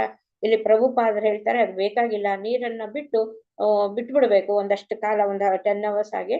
ಆಮೇಲೆ ಆ ಸ್ಪಂಜಿನಿಂದ ನೀರನ್ನ ತೆಗೆದ್ರೆ ಅದೇನಾಗುತ್ತೆ, ಸಹಜವಾಗಿ ಅದರ ಮೆರುಗು ಏನಿದೆಯೋ ಅಮೃತ ಶಿಲೆ ಮೆರುಗು ಅದು ಕೊಡುತ್ತೆ ಅಂತ ಇಲ್ಲಿ ಹೇಳ್ತಾ ಇದ್ದಾರೆ. ಮಾಯಾಪುರದ ಯೋಜನೆಗೆ ತಮ್ಮ ಬಾಳನ್ನು ಸಮರ್ಪಿಸಿಕೊಂಡಿದ್ದ ಭಕ್ತರ ಬಗ್ಗೆ ಪ್ರಭುಪಾದರಿಗೆ ಪ್ರೀತಿ ಮತ್ತು ಗಾಢ ಕೃತಜ್ಞತಾ ಭಾವ ಉಂಟಾಯಿತು. ಸೊ ಮಾಯಾಪುರದ ಯೋಜನೆಗೆ ಅದನ್ನ ಎಲ್ಲ ಇದ್ ಮಾಡೋದಕ್ಕೆ, ಅದ್ರ ಪ್ಲಾನಿಂಗಿಗೆ ಅಂತಾನೆ ಇವ್ರು ಭಕ್ತರೆಲ್ಲ ಬಂದಿರ್ತಾರೆ. ಅದೆಲ್ಲ ಹೆಂಗೆ ಕೆಲಸ ಮಾಡ್ಬೇಕು ಅಂತ ಎಲ್ಲಾನು ಅವರು ಪ್ರಭುಪಾದರ ಇದ್ರಲ್ಲೇ ಗೈಡೆನ್ಸ್ ಅಲ್ಲೇ ಅವರು ಕೆಲಸಾನು ಮಾಡ್ತಾ ಇರ್ತಾರೆ. ಸೊ ಆ ಭಕ್ತರು ಬಗ್ಗೆ ಪ್ರಭುಪಾದರಿಗೆ ತುಂಬಾ ಪ್ರೀತಿ ಮತ್ತು ಗಾಢವಾದ ಕೃತಜ್ಞತಾ ಭಾವನೂ ಅವ್ರಿಗಿರುತ್ತೆ. ಒಂದು ರಾತ್ರಿ ಅವರು ಭವಾನಂದನನ್ನು ತಮ್ಮ ಕೊಠಡಿಗೆ ಕರೀತಾರೆ. ಕರೆದ್ಬಿಟ್ಟು ಭಕ್ತರ ಬಗ್ಗೆ ಎಲ್ಲ ವಿಚಾರಿಸ್ತಾರೆ ಪ್ರಭುಪಾದರು. ಆಮೇಲೆ ವಿಚಾರಿಸತೊಡಗಿದ್ರು. ಆಮೇಲೆ ಹಠಾತ್ತನ ಏನ್ ಮಾಡ್ತಾರೆ, ಪ್ರಭುಪಾದರು ಅಳಕ್ ಶುರು ಮಾಡ್ಬಿಡ್ತಾರೆ. ಆಮೇಲೆ ಅಳ್ತಾ ಹೇಳ್ತಾರೆ, ಅವರು ಹೇಳಿದ್ರು, ನಿಮಗೆಲ್ಲರಿಗೂ ಇದು ಕಷ್ಟಕರವೆಂದು ನನಗೆ ಗೊತ್ತು. ಪಶ್ಚಿಮ ದೇಶಗಳ ಯುವಕ ಯುವತಿಯರಾದ ನೀವು ಅತ್ಯಂತ ಸಮರ್ಪಣಾ ಭಾವದಿಂದ ಇಲ್ಲಿನ ನನ್ನ ಧರ್ಮ ಸಂಸ್ಥೆಯಲ್ಲಿ ಸೇವೆ ಸಲ್ಲಿಸುತ್ತಿದ್ದೀರಿ. ನಿಮಗೆ ಪ್ರಸಾದ ಸಹ ಸಿಕ್ಕುತ್ತಿಲ್ಲವೆಂದು ನನಗೆ ತಿಳಿದಿದೆ.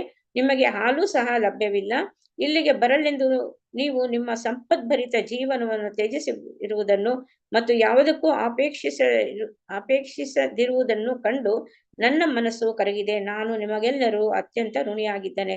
ಸೊ ಪ್ರಭುಪಾದರಿಗೆ ಅವ್ರನ್ನೆಲ್ಲ ನೋಡಿ ತುಂಬಾನೇ ದುಃಖ ಆಗುತ್ತೆ. ಯಾಕೆಂದ್ರೆ ಅವರೆಲ್ಲನು ಪಶ್ಚಿಮ ದೇಶಗಳ ಒಂದು ಯುವಕ ಯುವತಿಯರು, ಅವರು ತುಂಬಾ ಅವರು ಅತ್ಯಂತ ಸಮರ್ಪಣಾ ಭಾವದಿಂದ ಅವರು ತಮ್ಮದೆಲ್ಲವನ್ನು ಅಲ್ಲಿ ಬಿಟ್ಟು ಇಲ್ಲಿ ಬಂದಿದ್ದಾರೆ, ಪ್ರಭುಪಾದರ ಜೊತೆಗೆ ಬಂದಿದ್ದಾರೆ. ಇಲ್ಲಿ ಅವರು ಪ್ರಭುಪಾದರಿಗೆ ಏನ್ ಬೇಕೋ ಎಲ್ಲವನ್ನು ಸಹಾಯ ಮಾಡಲು ಈ ಧರ್ಮ ಸಂಸ್ಥೆಯಲ್ಲಿ ಸೇವೆ ಮಾಡೋದಕ್ಕೆ ಅಂತಾನೆ ಬಂದಿದ್ದಾರೆ. ಆದ್ರೂ ಅವ್ರಿಗೆ ಪ್ರಸಾದ ಎಲ್ಲ ಅದು ಸಿಗ್ತಾ ಇಲ್ಲ, ಸರಿಯಾಗಿ ಸಿಗ್ತಾ ಇಲ್ಲ. ಹಾಲು ಸಹ ಸಿಗ್ತಾ ಇಲ್ಲ. ಸೊ ಅದೆಲ್ಲ ಸಿಗದೆ ಇದ್ರು ಅವರು ಯಾವುದೇ ಒಂದು ಅಪೇಕ್ಷಣೆ ಅವರು ಕಂಪ್ಲೇಂಟ್ ಮಾಡ್ತಾ ಇಲ್ಲ. ಸೊ ಅದನ್ನ ನೋಡ್ಬಿಟ್ಟೆ ಅವರು ಪ್ರಭುಪಾದರಿಗೆ ಇಷ್ಟೆಲ್ಲ ಇವ್ರಿಗೆ ತೊಂದರೆಗಳಿದ್ರು ನನ್ಗೆ ಹೇಳ್ತಾ ಇಲ್ವಲ್ಲ, ಏನು ಕಂಪ್ಲೇಂಟ್ ಮಾಡ್ತಾ ಇಲ್ಲ ಅಂತ ಇವರು ಪ್ರಭುಪಾದರಿಗೆ ಮನಸ್ಸೇ ಕರಗೋಗುತ್ತೆ. ಅವರು ಹೇಳ್ತಾರೆ, ನನಗೆ ನನ್ನ ಮನಸ್ಸೇ ಕರಗಿದೆ, ನಾನು ನಿಮಗೆಲ್ಲರಿಗೂ ಅತ್ಯಂತ ಋಣಿಯಾಗಿದ್ದೇನೆ ಅಂತ ಪ್ರಭುಪಾದರು ಅವ್ರಿಗೆಲ್ಲ ಹೇಳ್ತಾರೆ. ಭವಾನಂದ ಹೇಳ್ತಾ ಇದ್ದಾನೆ, ಅಮೃತ ಶಿಲೆಯ ಕೆಲಸಗಾರರು ನಿರ್ಮಾಣದ ನಿವೇಶನದ ಹತ್ತಿರದಲ್ಲೇ ಕೆಲವು ತಡಿಕೆ ಮನೆಗಳಲ್ಲಿ ವಾಸಿಸುತ್ತಾ ಇದ್ರು. ಕಟ್ಟಡದ ಹೊರಗೆ ಒಂದು ಹ್ಯಾಂಡ್ ಪಂಪ್ ಇತ್ತು, ಅಲ್ಲಿ ನಾವು ಸ್ನಾನ ಮಾಡುತ್ತಿದ್ದೆವು. ಕೆಲಸಗಾರರು ಸಿಮೆಂಟಿಗಾಗಿ ಅಲ್ಲಿ ನೀರು ಹಿಡಿಯುತ್ತಿದ್ದರು. ಸೊ ಅಲ್ಲಿ ಭವಾನಂದ ಹೇಳ್ತಾ ಇದ್ದಾನೆ, ಅಮೃತ ಶಿಲೆ ಕೆಲಸಗಾರರಿರ್ತಾರ ನಿರ್ಮಾಣ ಮಾಡೋದಕ್ಕೆ ಆ ನಿವೇಶನದ ಹತ್ರನೇ ಕೆಲವು ತಡಿಕೆ ಮನೆಗಳಲ್ಲಿ ವಾಸಿಸ್ತಾ ಇದ್ರಂತೆ ಇವರೆಲ್ಲಾನು. ಕಟ್ಟಡದ ಹೊರಗೆ ಒಂದು ಹ್ಯಾಂಡ್ ಪಂಪ್ ಮಾತ್ರ ಇತ್ತಂತೆ, ಅಲ್ಲಿ ಇವರೆಲ್ಲ ಸ್ನಾನ ಮಾಡೋದು ಅಲ್ಲೇ ಹ್ಯಾಂಡ್ ಪಂಪ್ ಹತ್ರನೇ ಮಾಡ್ತಾ ಇದ್ರಂತೆ. ಕೆಲಸಗಾರರು ಸಿಮೆಂಟಿಗಾಗಿ ಅಲ್ಲಿ ನೀರು ಹಿಡಿತಾ ಇದ್ರು. ಸೊ ಕೆಲಸಗಾರರು ಸಿಮೆಂಟ್ಗಾಗಿ ಅಲ್ಲಿ ನೀರು ಹಿಡಿತಾ ಇದ್ರು. ಅಲ್ಲಿಂದ ಕೊಂಚ ದೂರದಲ್ಲಿ 2 ಶೌಚಾಗ್ರಹಗಳಿದ್ವಂತೆ. ಒಂದು ಗಂಡಸರಿಗಾಗಿತ್ತಂತೆ, ಇನ್ನೊಂದು ಹೆಂಗಸರಿಗೆ ಅಂತ ಇತ್ತಂತೆ ಶೌಚಾಗ್ರಹ. ಆ ತಡಿಕೆಗಳಿಂದ ಆವೃತವಾದ 2 ಹೊಂಡಗಳಷ್ಟೇ ಇದ್ದಿದ್ದಲ್ಲಿ. ಗಾಳಿ ಮಳೆ ಬಂದಾಗ ನಾವು ಕೆಸರಿನಲ್ಲಿ ಕಾಲೆಳೆದುಕೊಂಡು ಶೌಚಾಗೃಹಗಳಿಗೆ ಹೋಗಬೇಕಾಗಿತ್ತು. ಭವಾನಂದ ಹೇಳ್ತಾ ಇದ್ದಾನೆ, ಅಲ್ಲಿ 2 ಶೌಚಾಗ್ರಹ ಇದ್ದಿದ್ದು, ಒಂದು ಗಂಡಸರಿಗೆ ಮತ್ತೊಂದು ಹೆಂಗಸರಿಗೆ.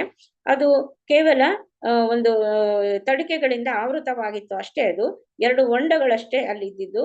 ಗಾಳಿ ಮಳೆ ಎಲ್ಲ ಬಂದಾಗ ನಾವು ಆ ಕೆಸರಿನಲ್ಲೇ ಕಾಲು ಎಳೆದುಕೊಂಡು ನಾವು ಹೋಗ್ಬೇಕಾಗಿತ್ತು. ಆಮೇಲೆ ಆ ಪ್ರದೇಶದಲ್ಲಿ ಹಾವುಗಳು ಬೇರೆ ಇದ್ದಂತೆ. ಅದು ಒಂದು ನಿಜಕ್ಕೂ ವನವಾಸವೇ ಅಂತ ಭವಾನಂದ ಹೇಳ್ತಾನೆ. ಅದೊಂದು ನಿರ್ಮಾಣ ನಿವೇಶನವಾಗಿತ್ತಷ್ಟೇ. ನಿರ್ಮಾಣ ನಿವೇಶನದಲ್ಲಿ ಯಾರೂ ವಾಸಿಸುವುದಿಲ್ಲ ಆಕ್ಚುಲ್ ಆಗಿ, ಆದರೆ ನಾವು ವಾಸಿಸುತ್ತಾ ಇದ್ದೆವು.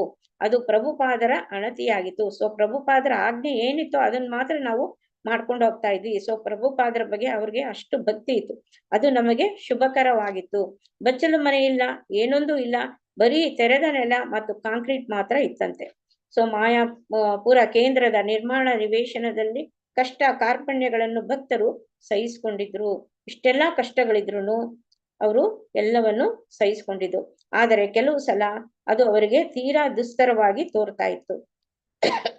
ಆದರೆ ಶ್ರೀಲ ಪ್ರಭುಪಾದರು ಅದನ್ನೆಂದು ಕಷ್ಟವೆಂದು ಪರಿಗಣಿಸಲಿಲ್ಲ. ಪ್ರಭುಪಾದರು ಅದೆಲ್ಲ ಕಷ್ಟ ಅಂತಾನೆ ಪರಿಗಣಿಸಲಿಲ್ಲ. ಅವರು ಭಕ್ತರನ್ನು ಉರಿದಂಬಿಸುತ್ತಾ ಹೇಳುತ್ತಿದ್ದರು, ಮಾಯಾಪುರವು ಎಷ್ಟು ಅದ್ಭುತವಾಗಿದೆ ಅಂದ್ರೆ ಇಲ್ಲಿನ ಗಾಳಿ ಮತ್ತು ನೀರನ್ನು ಸೇವಿಸುತ್ತಲೇ ನೀವು ಬದುಕಬಹುದು. ಸೊ ಪ್ರಭುಪಾದರು ಅವ್ರನ್ನೆಲ್ಲ ಎನ್ಕರೇಜ್ ಮಾಡ್ತಾ ಇದ್ರು. ಇದೆಲ್ಲ ಕಷ್ಟ ಅಂತ ಅವರು ಹೇಳಲಿಲ್ಲ, ಅವರು ಪರಿಗಣಿಸ್ಲೇನೆ, ಅವ್ರ ಲೆಕ್ಕಕ್ಕೆ ಬರ್ಲಿಲ್ಲ ಇದೆಲ್ಲ ಕಷ್ಟ ಅಂತ. ಅವರು ಅವರು ಹೇಗೆ ಉರಿದುಂಬಿಸ್ತಾ ಇದ್ರು ಅಂತಂದ್ರೆ, ಇವ್ರನ್ನೆಲ್ಲ ಈ ಮಾಯಾಪುರ ಒಂದು ಅದ್ಭುತವಾದ ಒಂದು ಸ್ಥಳ ಇದು, ಇಲ್ಲಿನ ಗಾಳಿ ಮತ್ತು ನೀರನ್ನು ಸೇವಿಸುತ್ತಲೇ ನೀವು ಬದುಕಬಹುದು, ಗಾಳಿ ನೀರು ಮಾತ್ರ ಸಾಕು ಇಲ್ಲಿ ಬದುಕಕ್ಕೆ ಅಂತ ಹೇಳಿದ್ರಂತೆ. ಭವಾನಂದ ಹರೇ ಕೃಷ್ಣ ಮಾತಾಜಿ, ಹರೇ ಕೃಷ್ಣ ಮಾತಾಜಿ. ನಾಳೆ ಕಂಟಿನ್ಯೂ ಮಾಡೋಣ. ಟೈಮ್ ಆಯ್ತು, ಇನ್ನು ಒಂದೂವರೆ ಪೇಜ್ ಉಂಟು, ಒಂದು ಪೇಜ್ ಉಂಟು. ಎಲ್ಲರಿಗೆ ನಾಳೆ ಕಂಟಿನ್ಯೂ ಮಾಡೋಣಲ್ಲ? ಅಲ್ಲ ಕಂಟಿನ್ಯೂ ಮಾಡೋಣ ಅದು.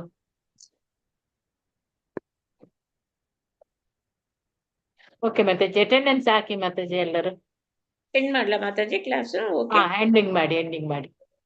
ಕೃಪಾ ಸಿಂಧುಭ್ಯ ಏವ ಚ ಪತಿತಾನಾಂ ಪಾವನೇಭ್ಯ ವೈಷ್ಣವೇಭ್ಯೋ ನಮೋ ನಮಃ. ಹರೇ ಕೃಷ್ಣ ಕೃಷ್ಣ ಕೃಷ್ಣ ಹರೇ ಹರೇ, ಹರೇ ರಾಮ ರಾಮ ರಾಮ ಹರೇ ಹರೇ, ಹರೇ ಕೃಷ್ಣ ಕೃಷ್ಣ ಕೃಷ್ಣ ಹರೇ ಹರೇ, ಹರೇ ರಾಮ ರಾಮ ರಾಮ ಹರೇ ಹರೇ. ಹರೇ ಕೃಷ್ಣ ಎಲ್ಲರಿಗೂ ಹರೇ ಕೃಷ್ಣ ಮಾತಾಜಿ, ಧನ್ಯವಾದಗಳು. ಹರೇ ಕೃಷ್ಣ ಮಾತಾಜಿ, ಧನ್ಯವಾದಗಳು. ಹರೇ ಕೃಷ್ಣ. ಧನ್ಯವಾದಗಳು ಮಾತಾಜಿ, ಧನ್ಯವಾದ. ಎಲ್ಲರಿಗೂ ಮಕರ ಸಂಕ್ರಾಂತಿ ಹಬ್ಬದ ಶುಭಾಶಯಗಳು. ತಮಗೂ ಕೂಡ ಎಲ್ಲರಿಗೂ ಧನ್ಯವಾದಗಳು. ತಮಗೂ ಸಹ ಸಂಕ್ರಾಂತಿ ಹಬ್ಬದ ಶುಭಾಶಯಗಳು. ಈ ವರ್ಷವೆಲ್ಲ ಶುಭ ತರಲಿ ಅಂತ ನಾನು ಕೃಷ್ಣನಲ್ಲಿ ಬೇಡ್ಕೊಳ್ತೇನೆ. ಹರೇ ಕೃಷ್ಣ, ಎಲ್ಲರಿಗೂ ಧನ್ಯವಾದ. ಹರೇ ಕೃಷ್ಣ. ಎಂಡ್ ಮಾಡ್ತೇನೆ. ಅಟೆಂಡೆನ್ಸ್ ಆಯ್ತಲ್ಲ?